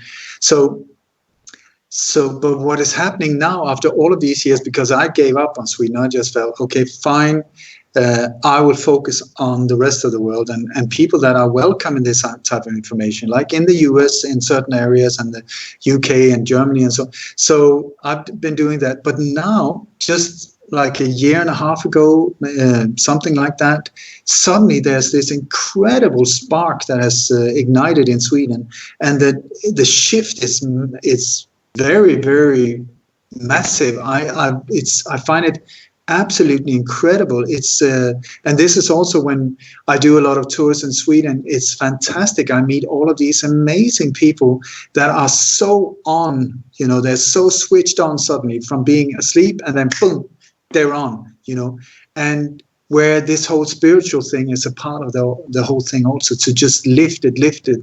So just like Cody's saying, we're being drawn together in a beautiful way, but through very difficult circumstances. And that's just the way this game is played. I don't know, I would prefer without all of the hassle and the dangers and so on, but that is not my choice. I'm in it. I've chosen to do my part in it, and who knows what's going to happen, but I sure am enjoying meeting all of these beautiful, beautiful people from around the world that have been, tested and have been standing their ground and seeing horrible stuff, but still focused in, just like Cody, focused in love and justice and truth. It's wonderful to watch, So even through incoming fire, boom, hold the balance and just surf the waves and be very aware of what you're spreading out, what I'm spreading out, and so on. So that we don't help these dark forces by spreading fear, but instead truth, love, compassion, forgiveness, if you can do that as well, and just transcend this whole world to the next level of absolute beauty. And then after that, time for a cold beer. I really like that. And one thing that was brought up a couple times by both of you guys, Ole and Cody, is the idea that there might be something actually on our side. I personally am a strong believer in angels, whatever form they may take. I do believe that something has to have been protecting me at least a little bit. That's the only reason why you, Ole, Cody, and me are still here and we can have this discussion, because the evil, the bad guys aren't totally in control. I agree. And Cody has met so he knows it. I'm guessing, but I tell you, before every single appearance or interview, I ask the angels for help. I ask the saints and sages, my ancestors, and the angels to assist me, to get my ego out of the way and deliver whatever is needed to be said to lift the world to the next level of beauty and harmony. And so it's very important with angels, as far as I know, you have to ask them to interfere. They're not allowed to do anything if you have not asked them. So ask them, and then if they help you, which they will, do not forget to thank them, because many of us, we just say, oh, please help me, help me, help me. Then they do it, and we just forget about them and take it for granted. So I pity them sometimes. I feel bad for them. Well, the truth of all of this is that we are spiritual beings of light, okay? And when you die, you revert back to what you really are. Some people have said the body is a prison for the soul, okay? But the soul does exist outside the body. I know, I have experienced that. It's absolutely real. But we have a lot of helpers in the spirit world and in the higher dimensions. They're difficult to quantify, but they are real. And they've been talked about for millennia in many different cultures and all. And angels are absolutely real. People have a guardian angel, and you can access that. And that is the spiritual stuff that the New World Order and the elites that want to control us, they want to keep us dumbed down. They don't want us to know that we have these spiritual powers. It is our God right. It is our birthright. And if we can connect to these higher powers, such things as clairaudience, clairsentience, clairvoyance, what we call ESP, the things that CI and them are studying in the Stargate program, for instance. They were trying to harness mind control and spiritual powers, with their Pandora box type approach to controlling the whole world. That's not what I'm talking about. I'm talking about connecting directly to the higher spiritual forces, and they do exist, and that's the power from which we all as human beings can draw from to withstand the tyrannies and the deception that have been placed upon us by regime after regime on the earth. Can I say also that I want to point out, look at the way how desperate these dark forces are, how clumsily carried out many of these ongoing false flag operations, alleged mass shootings are now. I mean, it's like so boring. It's so low quality, low budget crap that they're trying to make us believe. Why is that? It's because they're stressed. They're very desperate because more and more of us are becoming aware of what's going on. We're starting to see the fog is lifting, and more people are starting to see what's going on and seeing through these operations. This is why I've been focusing on for years and years, trying to share the ingredients of how these methods are being used, how false flag operations are put together. Very simple, just like a recipe, a food recipe. It's the same thing. And once you start seeing how it's carried out, then you can be part of exposing it. And so I tell you, I think they're freaking out. And if they were that powerful that they claim to be, would they bother about someone like me? When I go on tour in Sweden, it's ridiculous. I mean, the amount of people there, we're talking about in the hundreds. It's not like there's 100,000 at these events. Absolutely not. They're small little events, but so why are they trying to stop it? Why are they trying to demonize me? I mean, I'm being shut down for hate speech. Can you believe it? I don't think I've ever said a hateful word in my life, but hate speech and bullying, that is what they're doing. So it's wonderful when they do like things like that. My YouTube channel is destroyed, taken down for hate speech. But more and more people are starting to see, but that doesn't make any sense. Exactly, it doesn't make any sense. But they're desperate because they have no other weapons left, and their empire is cracking down around them. So they're freaking out. And this is where we see this buildup of all of these alleged terror attacks and alleged mass shootings. And it's just ramping up like crazy. Why? It's a good sign. Just like a criminal, when there's a raid on, they're trying to flush down the evidence down the toilet. Here, they're freaking out. They're running all over the place. It's not organized. It's not quality. It's absolute crap. And I think that's a great sign. So just because it looks like things are going worse, becoming worse, I would say that could very well be a sign of that everything is going for the better. Yeah, very well said. Ole, what types of symbolism should we be looking out for regarding these false flag attacks that have been happening? Well, symbolisms, I can go through how these are set up, but one of the things that I find really interesting, and which one of the things that Cody helped me see actually, was that over the years, I've seen, I've been on locations to, I don't know how many of these different places. And also I looked into hundreds of alleged terror attacks and false flag shootings. And one of the things that kept popping up all the times were shoes left on the crime scene. And they were not just one or two, they were like often 4 or 5 and many photos, most of them taken by Associated Press or Reuters, was of shoes. Like, so there was a mass shooting, like recently in Ohio, there was this mass shooting. And what is the photo of? It's in a parking lot behind a club. What is the photo of? 50 sneakers in a big, heap. some of them with the ties, undone. So when was the last time you were shot at and you ran that so fast that you lost your shoes, or that you were hit by a shotgun so that you flew out of your shoes? And I mean, what is it with these shoes? So, and I started collecting these photos of these shoes in the hundreds without understanding what it was.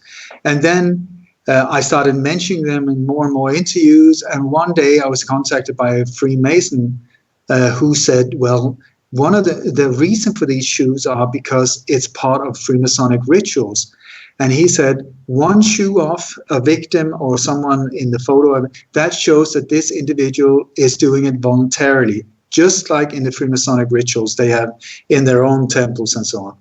Two shoes off means homage to the sacred space. There are other, also, you were talking about Jewish connections before, where the shoe is part of the sign of an agreement and so on. But so I started talking about that these were Masonic symbols, that they were there as this. But I also, my theory was that they were also being used almost like a business card, like a wordless communication, so that people in the know around the world would know, okay, there's the shoe, it's one of our operations, so that you wouldn't have to, or you could avoid a lot of email communication or phone calls or letters that could be tracked or exposed, just like the Hillary emails and so. So that was my theory. But then Cody, we were on a show together and I was talking about this, and then Cody said, listen, in MK Ultra, when you try to take over, or maybe it's better that you describe this, Cody, how they use these trigger signals. Please do that. Yeah, briefly, the MK Ultra program was brought over with the Germans from World War II. Alan Dulles, the director of OSS, before CIA was formed in 1947, they got that stuff, and they started doing experiments on how to control human behavior, how to create Manchurian candidates, assassins, all that kind of stuff. And anyway, one of the things that they did in the MK Ultra program was a Monarch mind control program. And the Monarch program was a technique where they use ritual sexual abuse to traumatize a victim. And then they get to the CDT threshold, the cognitive dissonance threshold in the victim, with so much trauma that your mind actually blanks out. Now, at that point, they would have a trigger in front of the victim, like some wavy lines or two dolphins swimming upside down or a spider web or any number of things. And every time they traumatized a victim and split them into their mind control, their alternate personality, then they would have that trigger symbol. And the handlers in the CIA that were creating these mind control assassins, they were doing that. The Soviets had a bunch of new drugs and stuff to interrogate our agents overseas. And if people were switched back and forth in these mind control modes, if you didn't have the trigger symbol, you could torture a guy to death and he wouldn't divulge any information. So what has happened here over the years as these programs have morphed and changed and got more sophisticated is they started using a symbol, a common symbol. A shoe is something everybody puts on in the morning. I mean, you wear house slippers, you wear a boot, and it's a common thing. And so what they did was on these false flag attacks, and Ole has a list of dozens and dozens of them all around the world in different countries, bombing, shooting, stabbings, all kinds of terrible things. What they do is show these pictures of the shoes sitting there so that your mind, while you're watching some TV or something in some country, your mind equates this terrible, horrible event, the bombing, the knifing, the shooting, with the shoe. And so it becomes a mind control trigger that is slipped in subliminally. Your subconscious mind records it. So every time in the morning, you put your shoes on, okay? Your subconscious mind automatically equates that shoe with a horrible, terrible event. It's a way to fragment your mind. It's a way to use mass mind control through the media from these false flag events. They're trying to keep us in fear. They're trying to fragment our consciousness. Fear is the opposite of love, and control is the opposite of freedom. And so they're trying to control our minds. This is a very sophisticated technique. And Ole, we did a show one time where he listed out all the countries. What was there, like 40, 50, 60 countries, Ole, that we found these shoes in? You found the shoes in? It's, I've done, you can go on YouTube. I've done several shows where I call them the soulless, S-O-U-L, soulless shoes of death. And it's like I show, and just like Cody says, I think it was like 49 different countries. It's so many different topics, not only mass shootings or alleged terror attacks, but anything that is connected to death, where the shoes are there. I mean, photos of shoes. And it's like, if I was a photographer, I used to work as a journalist and photographer. If I was sent to a site, you know, I'm supposed to come back with photos that illustrates what went down. So if there was like a mass murder or something like that, and I came home with a photo of a Nike trainer, I would get my ass kicked. You know, I would be fired right away. What the hell are you doing with that photo? I asked you to come with real photos.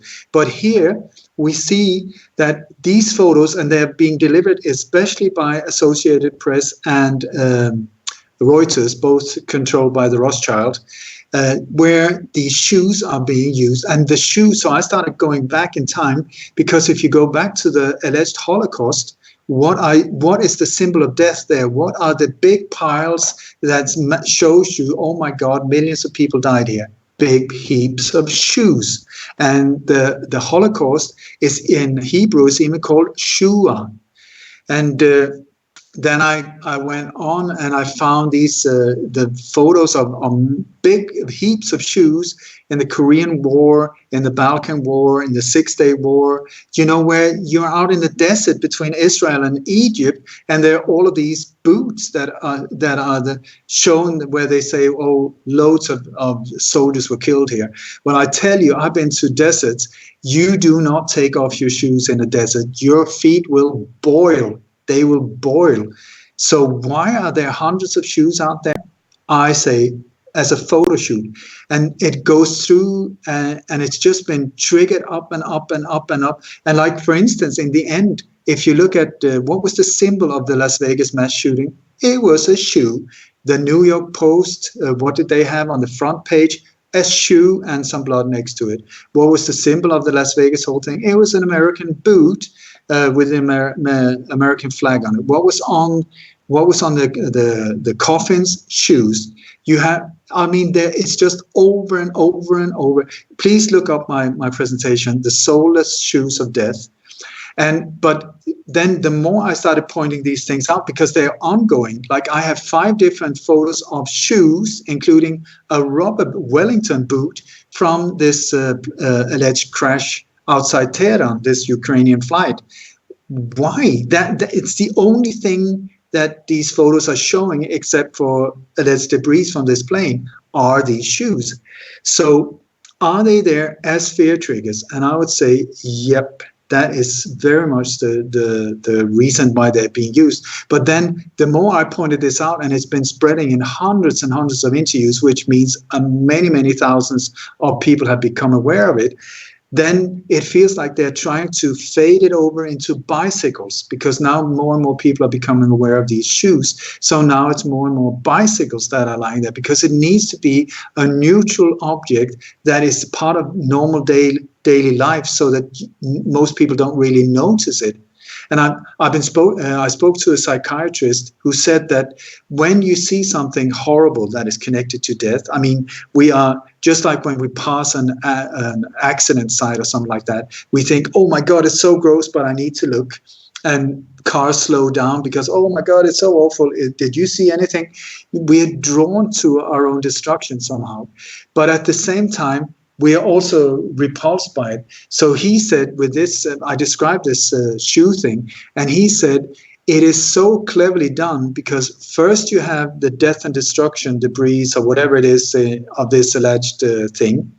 death and blood and bodies or whatever. So your mind is going, oh my God, and your eyes are trying to avoid looking at it after having seen it. So you got the first impact there, but then your eyes is trying to find something comfortable, that it's known and safe for the individual. And so the eye goes to something close by, and very often it's right in the center, the shoe, and it's almost always Nike shoes. And Nike is a very weird company, I can tell you that. So then you have sort of like a double hit, like first the blood and destruction, you look like that, your eyes try to avoid it, and then lands on the shoe. So you get boom, boom, like that. So it's a very clever thing, I would say. And I would ask you, how many times have you seen shoes on highways? There's just a shoe lying there. If you imagine how cheap it is to keep, as part of an operation to keep the population in fear, just throw out a few shoes there on a highway where thousands of cars pass every day. Every single driver notices, oh, a shoe, and boom, you get it again, boom. It's beyond language barriers. It works in Chinese or Yugoslavian, whatever. And what a great way of having part of this whole system. I believe that these shoes are not there just by coincidence. I mean, how can you lose a shoe when driving down a highway? I don't know. I mean, of course it's possible, but on a repeated basis like this, I don't think so. That reminds me. We have to remember, that mind control conditions a subject's mind in such a way that they don't know they're being conditioned. And that's how clever this is. It's a psyop, a psychological operation using a common trigger symbol. And the trigger symbol is the shoe. Oh man, that is so fascinating. I love this mind control, subconscious symbolism stuff, because it really is so powerful and it's really everywhere. And when you learn to interpret this kind of hidden language, it does open up a whole new world to you. And you can do things like see these so-called illuminated people. You can see this imagery that they're pushing, whether that's to control us or to throw those little hints at us. Hey, for those in the know, this is what's going on. There's another thing also I want to point out. You asked for things to look out for. Color codes. They're using color codes as well. And I believe that this is part of this wordless communication as well. And the colors that have been used for a long time now is in the US, the color purple, a deep purple color. It's the George Soros Purple Revolution. And in Europe, it's purple, but it's going more to the magenta type thing. So many times you will see in these alleged shootings or whatever, when somebody's being interviewed, that they got a bright purple shirt on, or they got purple hair, or the background is purple, or look out for the color as a possible indication as well that this is part of this, because they use it all the time. Purple ties, purple earrings, but they're very strong, and very often you have to look more or less in the center of the image. That's very often where they're hidden. But these colors as well, I think, is part of these operations. Any idea where the next big false flag staged event will happen? At this point, for the first time in years, I've taken a few weeks off, and I have just no idea at the moment. They're coming out so fast recently. Yeah, but the thing is, what is amazing is that over the years as well, it was in the fall of 2014, I was contacted by an insider who said that you're doing great, but you miss out on the hidden clues. And I was like, what do you mean hidden clues? And he said that the people who are carrying out these operations, they hide clues about the next upcoming event in the forensic evidence, somewhere in the forensic evidence. And I was like, why on earth would somebody do something as stupid as that? And he said, according to the way they see it, they are so afraid of the law of karma. What you do comes back to you. And the way they interpret it is that if they show us, even in subtle ways, what they're going to do, and we do not react, then the bad karma is on our shoulders. And in addition, if they show us, we do not react, and then they manage to pull it off, it even adds good karma to them. And to me, that sounds totally sick. But when you look in the Bible and in other philosophies and religions, it's described like that, that the evil has to show and get our consent before it can be carried out. So I don't know, but it was there. That was the first time I started looking upon possible clues. And since then, I found that it's absolutely correct.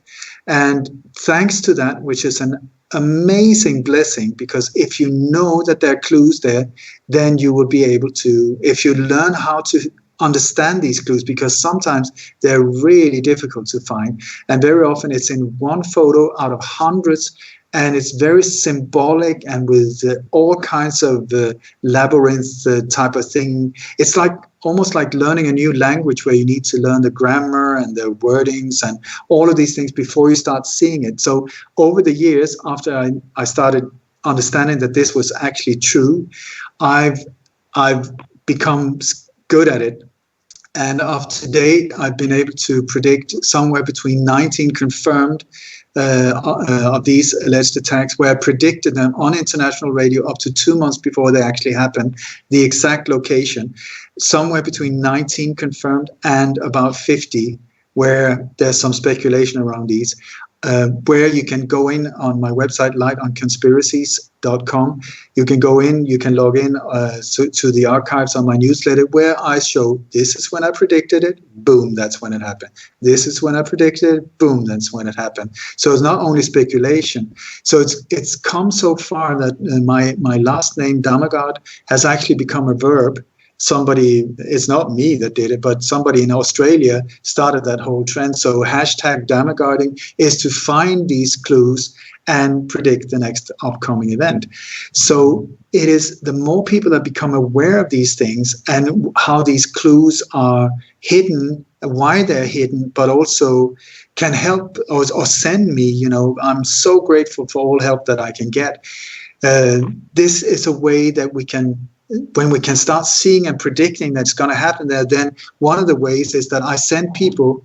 I've got an incredible network all over the world now, where as soon as there's a drill, because there's always a drill as part of these false flag operations, the drill is there to be able to get explosives in positions, vehicles, crisis actors, you name it, in position. So, and they need to go out and make make ads and commercials about, no, we have a security drill for your protection, that and this date here and there.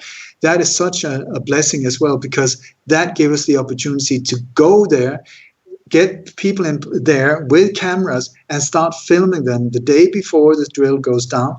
Film it, make it very, very obvious that they're being filmed, the people that are setting this whole thing up, because it can be a security drill for our protection, but it could also very well be the setup of a false flag. So by filming them and making it very obvious that they're being observed, we absolutely neutralizes them in a totally non-violent way, because like all criminals, they can only work in the dark. It's only in the shadow worlds where we can't see them. That's where they can operate. If you aim the light at them, boom, they can't move.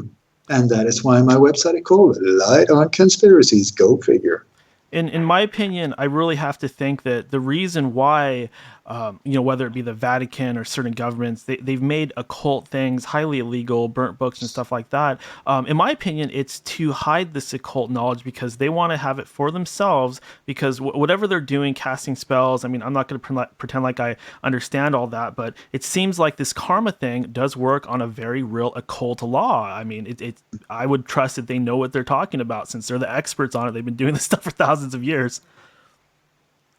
Well, a lot of the attacks that have happened in the past have been on these occult power days in the Temple of Satan and the Temple of Set and all that dark, ugly stuff. It came from Druid priesthoods who, centuries ago used to lower animals and human babies down into fire pits on certain power days. One of them is April 19th. That's a day where they require a sacrifice to their satanic god, Set or Satan, and it has to be a fire sacrifice by fire and a human sacrifice. And if you look at certain power days like that, we have the Oklahoma City bombing on April the 19th, 1995. Then before that, You had on Waco. April 18th of 1993, we had the Waco compound burned down with all those children killed. And when you start doing a historical analysis around the world, you can trace some of these power events, these false flag events, back to the occult circles. And the timing of it, Daniel, is really way more than coincidental when you start looking at the history lines of it all. Yeah, I totally agree. You got a lot of, for some reason, the 22nd of a month is often the day when they hit. There's so many of these attacks and murders that are carried out on the 22nd of different months. But also you have Halloween, you got,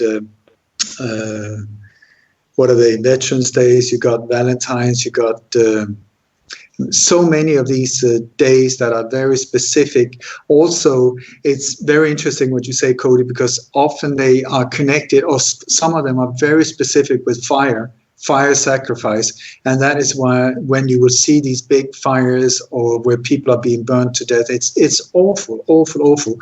But it is on these specific dates. Absolutely. Just listen to some of this stuff. April 18th, 1865, President Lincoln was shot. 1906, the San Francisco earthquake happened. Between the 14th and the 15th, 1911, the Titanic was sunk. 119 Americans dead there. On April the 16th, 1947, the Port of Texas City explosion happened, 581 dead. April 17th to the 19th, 1961, the Bay of Pigs happened in Cuba. April 18th, 1983, the U.S. Embassy was bombed in Beirut. 63 dead, 17 U.S. 18th of April, 1992, the Ruby Ridge so-called helicopter incident was there. I have a section in my book about the Ruby Ridge thing. Then as the aforementioned April 19th of 1993, the Branch Davidian compound was burned to the ground. April 19th, 95, Oklahoma City. April 20th, 1999, Columbine High School shooting here in the United States.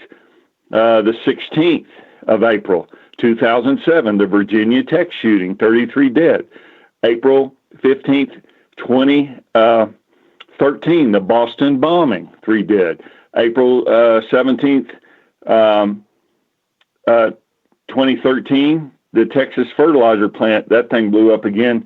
So the thing is, Daniel and Ole, if you look at what the satanic power days are, there is a Church of Satan. There is all this stuff. I completely am against all of it, but some people do follow this dark occult thing. The Nazi SS, when you start doing historical research on them, actual invasion dates and certain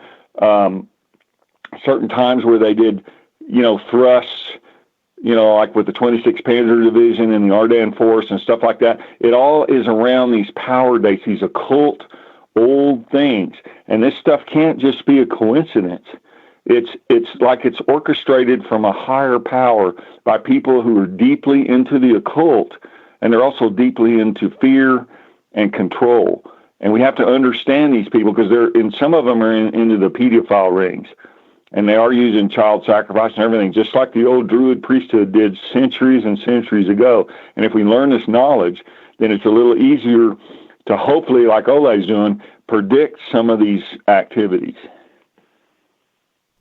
And the word occult, it just means hidden. So it's just like you say, they have this knowledge, but it's being hidden from us. And they're trying to hide it from us so that we won't understand the power of so many of these things. Ole, have you ever had any agents try to interact with you or get into your life or interfere with you? Any people that have approached you that you were highly suspicious of or tried to sabotage you? Yep. I had one very, very strange thing where there was a man called what was his name? What is the man in the Matrix? The agents. What is his name? Mr. Agent Smith? Smith? No, Yeah. Mr. Agent Smith? Yeah. Yeah. Anyway, there was this. No, it wasn't Smith. Anderson. Oh, Mr. Anderson. It's not the okay. agent, but yeah, Mr. Anderson. Anyway, there was this man that contacted me on Facebook, and his name was John Anderson. No contacts, no photo, no details, no nothing. And he said, "We need to meet." And he kept repeating this whole thing. But I was like, like I said, I'm being approached by a lot of individuals or whatever it is. I have no idea. So I just, okay, fine. Tell me what you want. Tell me what you want. And this kept on for weeks. And in the end, he said, I said, just tell me, why do we have to meet? He said, I've got this offer you can't say no to. And I said, that sounds familiar. So absolutely not. And he just kept on and on and on. And then in the end, because, he said, I have something that can be of great value for you. And, I thought, who knows? Maybe he's a millionaire or someone who wants to back me. And I mean, we're in a situation where we can really need some help here when it comes to that part. So I said to my sweetheart, I'm going to go meet him if he wants to. And she said, oh, you are not doing that. I said, well, I am. And then she said, well, you're not doing it without me. Love her. So anyway, so this individual said, wherever you are, I'm going to fly there. And I didn't know he's going to fly from Uruguay or Sweden or Germany or whatever. I didn't know anything about him. So I said I made an arrangement for him at a local cafe down in a small little city nearby here. It's called Estepona. It's a place where people know me in the area. There's a big parking space outside. So I knew that I would have ways to get away. Also, I have a perfect spot so I can see. I can come 1 hour before and just check things out. And so I said, this cafe, 3:00 that date. He said, I'll be there. So he flew from wherever he flew down there. And I met up with him. My sweetheart was on the other side of the street in a shop there. And it turned out that this guy was from some kind of military blah, blah, blah in Sweden. I'd seen him. I remember seeing him at one of my talks in Gothenburg. And so we sat down. And he said, I have to frisk you first. I said, fair enough. He said, you can frisk me. I said, I'm not interested. And then he had like small little pockets with lined with some metal, like aluminum or something like that. I don't know what, where he said, you have to put your cell phone in that. And he did the same. And he said, this whole thing about frisking, I said, I'm not hiding from anyone. It's like, yeah, but he said, I need to be, careful because if somebody finds out that I'm here, it would be disastrous for me. And anyway, so we sat down and we started talking. I said, so why are we here? And he started, going on and on and on, saying absolutely nothing for quite a while. And then I said, but come on, I'm losing patience here because, just tell me. Also, I made very sure that my house was safe, because sometimes I've seen that before. You're called to a meeting, and while you're there, somebody is holding you there busy while they raid your house and just take whatever. So I made sure that the house was fine and locked and whatever.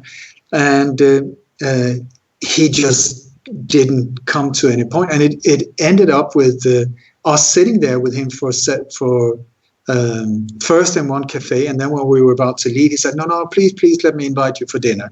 And so we went to a restaurant, and the thing was that his body language was very strange. I was going to ask you about that, Cody, because he was very military in his way of, and short haircut, military looking guy, and very sort of doom, distinct hand movements and stuff.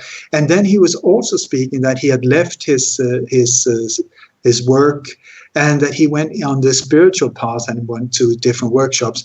And then when he was doing that, his voice changed and his body language was very feminine. And I said, what's up with your body, dude? And he said, yeah, okay, some of my girlfriends are complaining about that as well. And I just found that quite strange. And anyway, so first we were at the cafe for at least an hour, where he didn't really say anything about we were there. It was just like he was dragging out and holding me in that position. Then when we went but one thing I noticed was that he said he was there anonymously, but he took the receipt. He didn't pay with credit card; he paid with cash. But he took the receipt and put it in his wallet. And I would say the only reason he would do that, because it's not traceable, was for tax reason. Maybe when he returned, if it was a job trip, And also, I noticed that he had rented a big Audi, a big one, a muscle car type of thing, which is like when he said he had bad finances and he was there on his own, that didn't really make sense. So I noticed that. We went to the restaurant and then we started talking again, and it was just, it was an open restaurant with open windows, and we were just sitting there. And once again, I said, come on, tell me why we're here. And he started talking, and then suddenly his whole body language and everything changed, and he started talking to me in a very strange way. He said, when you die and you pass to the other side, don't you think that little Ole will feel that you betrayed him, that you let him down by doing what you're doing? Don't you think that your spirit will just feel that, oh my God, what have I done with my life? And it was so strange, because when he was talking to me like that, he was also, his body was moving, like strange hand movements, I thought. And I almost started crying. I got so emotional, and it felt like he was inside my head somehow, messing with stuff. So like Kim, my sweetheart, she was sitting next to me, and she got the same. She almost turned on me as well and started agreeing with him, saying, well, maybe it's right. Maybe you should do, And I was like, back off, both of you. And I told him, get out of my head. I don't know what's going on, but get out of my head. And in the end, we said bye-bye. We left. It was the most bizarre meeting ever. And then a year or so later, I asked Cody about this whole thing. And did you remember what you told me? Because I said, I don't know what went down there. And then you said that... You got to be more careful in your position, because he probably got that receipt to show his handlers. He sounds exactly like some of the MK Ultra, CIA, mind control people. I've been around several of them, okay? And I know when they flip like that, they flip from one personality to the other. Yeah. And the whole thing with that big muscle car, Audi, and him not having any money, that doesn't wash. He could have been there to poison you, Ole, under the guise of meeting you. And, you get up and go to the bathroom, or you turn your head for a minute. All I got to do is put a couple of drops. You coat the inside of a drinking glass, and death comes in the first minute of natural causes. And so you got to be real careful about that. When I was doing high-level bodyguard work, like Staff Sergeant Sadler in Guatemala and stuff, we always watched for that kind of thing. And he could have been a psychic agent.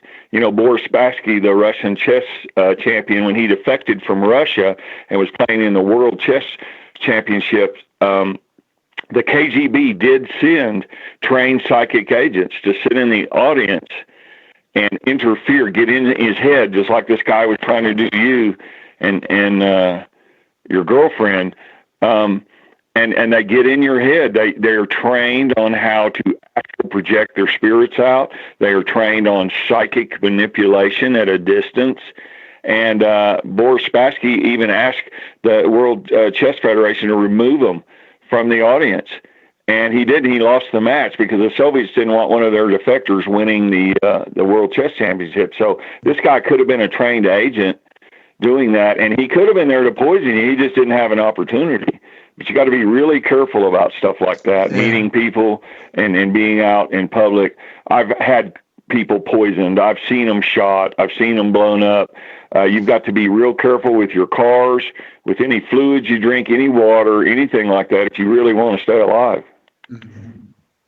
But I remember when I asked you, I described it in more detail that time, and you started asking, okay, were there direct line of sight? Was it open? Were the windows open? Because you said also that very possible when you thought of the type of car, that would be like a unit of 3 or 4 people, and that the guy that I was speaking to, his job was just to keep me in position, and that they were targeting me with some kind of directed weapon, which could also go in and with a frequency modulator try to change my mood. And that was why I started becoming so emotional, because it didn't. Right. It was so unusual, and it was like I could feel inside my head like weird, like things. So well, yeah, black op teams like that, if that's what that was, they usually work in teams or pairs, and they could have had a tel car, and in that tel car they could have had the equipment, and all they have to do is modulate the microwaves around the 840 megahertz frequency we talked about before. And by the way, that happens to be the same frequency that our old 4G cell phones are set up here in the U.S. And a lot of people don't know that this system here could be converted by FEMA in times of national emergency over into a psychotronic field-producing device, which can make people lose the will to fight, quit doing civil disobedience or riots or whatever. They can make you hungry. They can make you angry. They figured out all the frequencies at Los Alamos laboratories on how to affect the chakra system of the human body and the energy fields and the brain endocrine system, the hippocampus, the hypothalamus, all that stuff to alter human behavior. That's what psychotronics is, psychological manipulation by electronic means. And that could have been what's happening if they had a direct line of sight through your window, or it could have just been some crazy guy. You know, it's hard to know, but the whole thing is very, very fishy. No, I know for sure that he was not a crazy guy. I know that he mentioned in his way of talking that I think he was connected to what is called FRA, which is Radio Intelligence Agency in Sweden, which is surveillance stuff. His way of speaking and some of the locations he mentioned, I'm pretty sure that he was there. And also afterwards, I got information from him regarding some false flags in Sweden, where I know that was insider info. So I know for sure that he was the real deal, or a one that used to be. I don't know, but it was a very strange experience. But, I would very much like, I know we're getting to the end of this whole thing, and we've been speaking about a lot of dark stuff, things that can sound scary and make people, lose hope and give up. So if it would be okay, I would very much like if Cody and I can finish with one prayer each. He's got this amazing, beautiful Cherokee prayer that I love. And so, yeah, Daniel, absolutely. Sure, absolutely. Why don't you? One thing I like to do at the end of these interviews, of course, just like last time, let you go ahead and take the soapbox or the pulpit, whatever you want to call it, for as long as you want, and go ahead and say whatever you have left to say. And please follow that up, Cody, and then both of you guys, if you have anything else you'd like to add, and please follow that up with anything at all that you would like to plug, any upcoming talks, websites, social media, anything like that. Well. I'm a one-man band, just like Cody. And so if you respect what we're doing and would like to support us, the only support we need really is financial. And so I've got my website, Light on Conspiracies, that's plural.com. I've got several of my books there. Cody's book is there also. It's lightonconspiracies.com/Cody, CODY. And his book is amazing. It's called Choosing the Light. Choosing the Light, The Dark Secrets of Oklahoma City. Incredible inside info there. So anyway, donation buttons. I've got newsletters. I've got membership area and so on. So, I'm going to do my absolute utmost to make 2020 the best year absolute ever. And I'm not religious, but I'm a spiritual being. And there's this prayer that I absolutely love, and it goes like this. May the entire universe be filled with peace and joy, love and light. May everyone, and especially the ones who hurt us, be filled with peace and joy, love and light. May the light of truth overcome all darkness, so victory to that light. So, Cody, if you take over here. Well, that's a good prayer, and I would like to speak in the language of my ancestors, and then I'll translate into English. And we've been doing this kind of prayer around the world in different places, and a lot of people get what we call Wachangi. That's a Lakota Sioux word for spirit chills. So you get the goose chills or the spirit chills down your back. We're making a spiritual connection here on Daniel's program today. Adawihi, Anihi, Niha, Dohi, Ua, Luni, Olohi, Aliga, Lolo, Hi, Unata, Gali, Iliga, Osa, Da, Dev. And in English, wise protectors they are giving. Serenity it resounds. Mother Earth and Father Sky are giving. I am thankful. It is well. And if you listen to the ending of that beautiful prayer, it's like, I am grateful, all is well. That's the ending. That is thousands of years. I mean, we as human beings have been threatened for all times. There's always been this dark force that have been trying to kill us or destroy us or threaten us. But the key is, I am grateful, all is well. Just keep the balance, keep the balance, keep the balance, and see it for what it is. It is a spiritual theater as well, where we are here to excel as human beings, as spirits. It's like a university for our souls. So let's focus on that and be aware of your mind. Do not go into fear. Do not go into anger. Do not go into hatred. Stay focused. Stay focused. Know why you're here. And remember that I am grateful. All is well. And everything is well. We're not dead until we're dead. And once we're dead, apparently there's another thing on the other side.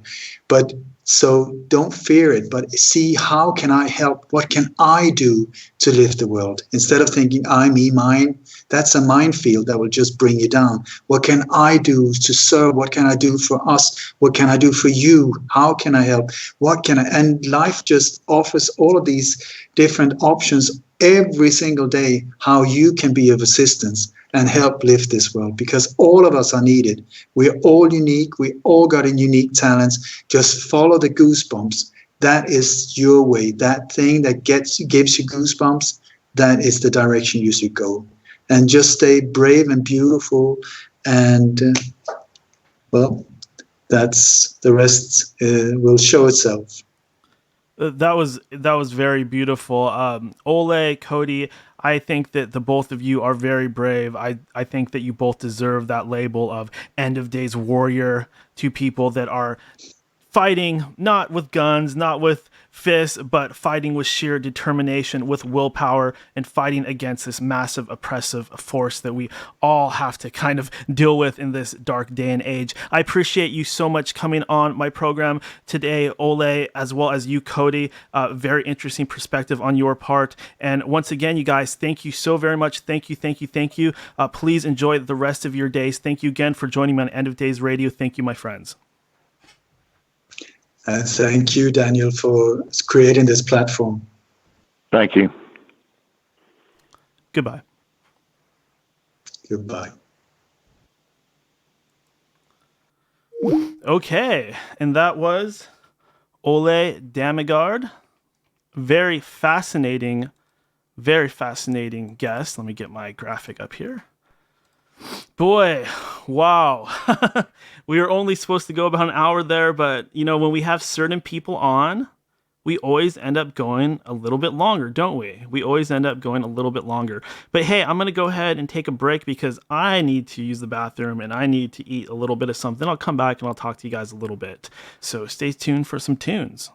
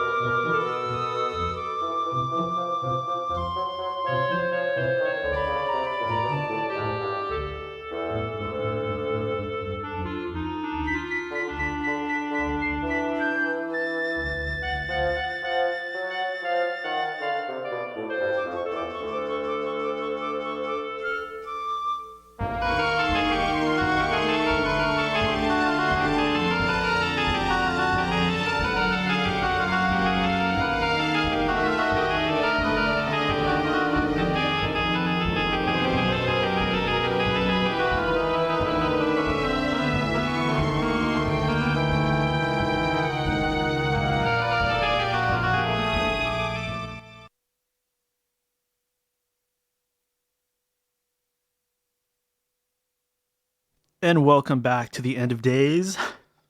It's me, it's the DAN, the All-American Man, returning to you after a wonderful discussion with Ole Dammegard. Let me get my ugly mug back up on here. There I am. Boy, do I look burnt out. That's what happens when you work full-time and you do a podcast on the side. You get those dark circles under your eyes. Man, I look like shit. I look like I've been binging on meth for like a week. I really got to get healthier. For this reason alone, so I can get on camera and not feel disgusting. But, hey, you guys, first off... Oh, there we go. Get me back on there. First off, what a fascinating discussion. I really thank all the new listeners who have joined us for the live discussion with Ole Dammegard. I really want to get back to taking calls and taking questions from the chat, but we had Cody on the line, so the phone line was taken up, and I should have been popping back in the chat, but I didn't see any questions. If you guys ever want to, be sure to either call in or leave questions in the chat, because I'll always make sure to pop back in there at least halfway through the interview and, check intermittently so I can ask any questions that you guys might have. Also, if you like End of Days Radio, if you like what you're hearing / seeing, head over to endofdaysradio.com. There you can get an updated list of when people are actually going to come on this show and what days you can listen live here on YouTube or wherever you listen to the show, iTunes, Google Store, Stitcher, iHeartRadio, anywhere you can get podcasts, you should be able to get this show. Yes, we are on iHeartRadio now. Never really thought about it, but then I thought, hey, why aren't we on iHeartRadio? So if you're into that, you can get us there too. Anywhere you can get podcasts. And if we're not somewhere, let me know, because I want to be everywhere. But hey, happenings in the news. Oh, by the way, I am wearing the same shirt from last show. I know I'm a disgusting animal. Hey, I'm a bachelor, so sue me. So fucking sue me. I'm a little bit of a scuzzball. I'm a fucking paranoid conspiracy theorist. Okay? Don't expect me to be that clean all the time. I'll take a shower later. I did want to talk a little bit about the Royals leaving. I know this topic's annoying to a lot of people, and rightfully so. It is very gossip column. But I can't help but applaud those two. I mean, based on what happened to Diana, based on the fact that we know William gets to be king and Harry, he is kind of the leftover rebel child that's hanging out. I applaud it all the way. I mean, anybody that will stick it to those royals or that royal family or that whole monarchy, anybody that would rather actually work a job and have a normal life rather than be involved in all of that, massive respect, massive respect. At first, when I was seeing the Harry and Meghan stuff, I was like, oh God, stop reporting on this. Why is our media reporting on this stuff? This is so annoying. But then the more I heard about what was actually going on, the more I was like, yeah. I can't help but applaud those two. Get away from it. We know it's corrupt. We know that the royal family is intertwined with various intelligence agencies. We know the Queen and Prince Charles have a lot of power besides the position and the money that they should have. We know beyond that, they do have the connections to these foreign councils and this greater Illuminati network. So again, they killed Princess Di. So who the hell would want anything to do with them? Also in the news, well, this isn't really in the news, but something that I've been very interested in lately is the megalodon. I'm not sure how much a lot of you out there are interested in cryptozoology, but I find the megalodon to probably be one of the more fascinating great animals out there. Its existence really raises a lot of questions. I've been kind of researching this whole topic a little bit, and if you look online, if you look for the biggest great white shark to ever be found, okay, let me backtrack. The megalodon is a prehistoric shark that supposedly could grow up to 50, 60 feet long, right? He was so big that he would eat whales. We find his giant teeth all the time. Her, I'm sure the females were bigger. Who knows? We find the teeth all the time. But according to our knowledge, this animal, this shark, existed millions and millions of years ago. However, people see this thing nowadays. They see it all around the world. People see a giant shark. Some have even been attacked by this thing. So my hypothesis is that these aren't ancient creatures. They are not ancient creatures. They did exist back then, just like a lot of different fish, right? Like the cholecystons or whatever that thing's name was. Somebody correct me. But back in the day, we had animals that we have now. So who's to say that the giant megalodon isn't just a big shark that's still swimming in our waters? I would say that that's actually more likely, considering if you go online and you do a little research and you look up the biggest, the longest, the largest great white to ever be caught by humans, it's 37 feet long. And nowadays, a lot of people downplay that and they'll say, no, it couldn't have been that long. They're exaggerating. But how do we know? Who are we to say that they were lying or exaggerating? It probably was, just like they say, 39 feet long. So that's 13 feet short of a megalodon. And what does that tell us? That there probably are giant sharks or perhaps great whites that get way bigger than we probably know. And the only reason we're not seeing those big ones all the time is because we're polluting the damn waters, right? Just like we don't see giant-sized grizzlies, just like we don't see elephants that they should be 3 times the size that they are. It makes sense. The planet's dying. Might as well look at this stuff and think about it before it's all gone, right?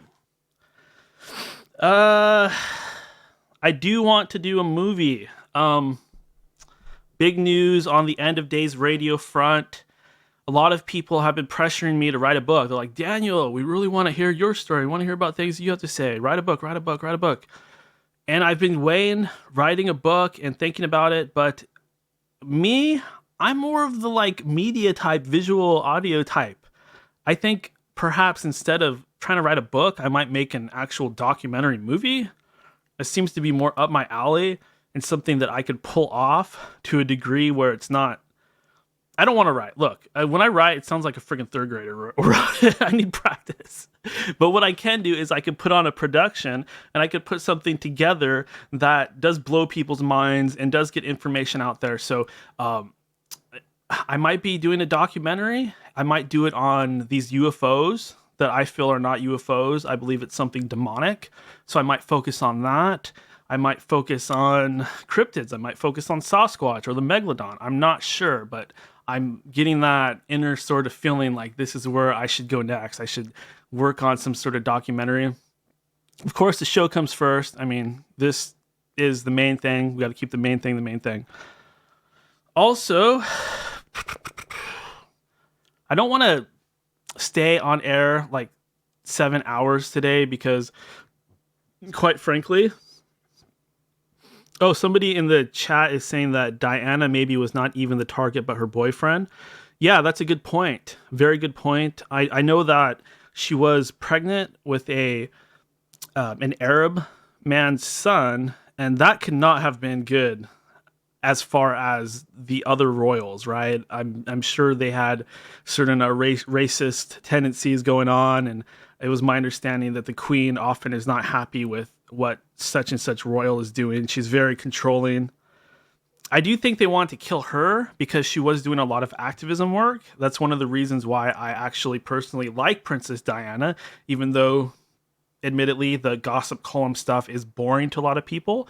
I do like her because she was a hero, because she fought back, because she did things other people were not willing to do. She had the option of just being a princess, being a figure, and living this lavish sort of easy lifestyle, but no, she decided to actually take it upon herself to fight back, and that earns respect for me. The same thing as people like JFK or Michael Jackson, people that don't need to, have every reason not to, but they still choose to spread truth and do something about what's going on out there. But hey, like I said, I don't want to linger on air for a super long time today. I am tired. I'm sure you can tell by the dark circles under my eyes, but I do want to do the mind-blowing moment of the day. So mind-blowing moment of the day. You're blowing my mind, man. You're blowing my mind. So today's mind-blowing moment of the day, I gotta say, it's the attacks, the psychotronic, the mind control. I get this all the time. I get this high-pitched, oscillating type of ringing that drives me nuts. And I do seem to get it when I'm talking or thinking about certain things, which freaks me out even more because it makes me think that they're in my head or somehow interacting with me in a way that's meta, a way that's beyond what I recognize in the 3D, which is really terrifying, quite frankly. But I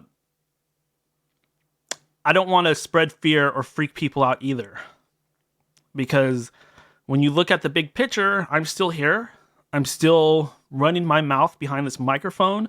So I'm going to take Ole's advice. And when things are getting a little too murky, I'm going to bring it back a little bit, because I myself do not want to plunge into everlasting darkness. I do not want my vibration to drop too much, because that does empower the Illuminatis, the demonic element. It does empower them.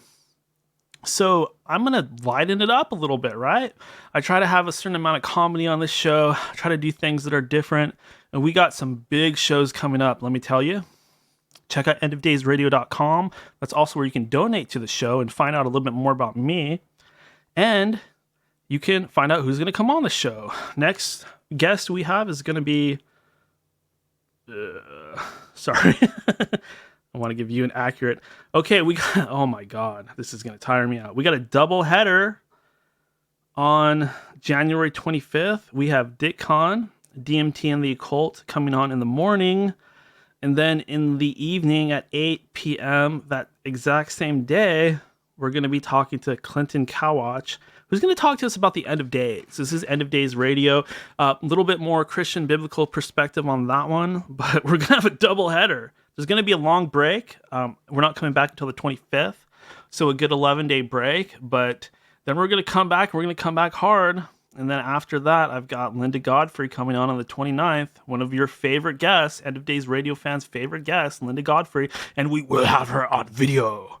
So we're going to see her beautiful face, and we're going to talk about those wonderful and interesting dogmen, werewolves, cryptids, things like that. We'll find out what's going on recently with her research. Also, February 1st, we got a guy named Thomas, and Thomas is going to get me killed. Hopefully not, but Thomas is a energy guy, so he's found a very efficient way to harness solar electricity, and he owns about 300 different patents, many of which are highly dangerous and could get him killed, and hopefully not me. I'm just a host. I mean, what do I have to do with this, right? Okay. But anyways, you guys, I love you, and I will be back soon. I hope you appreciate all the content I'm putting out recently, and I will talk to you next time. Go to endofdaysradio.com.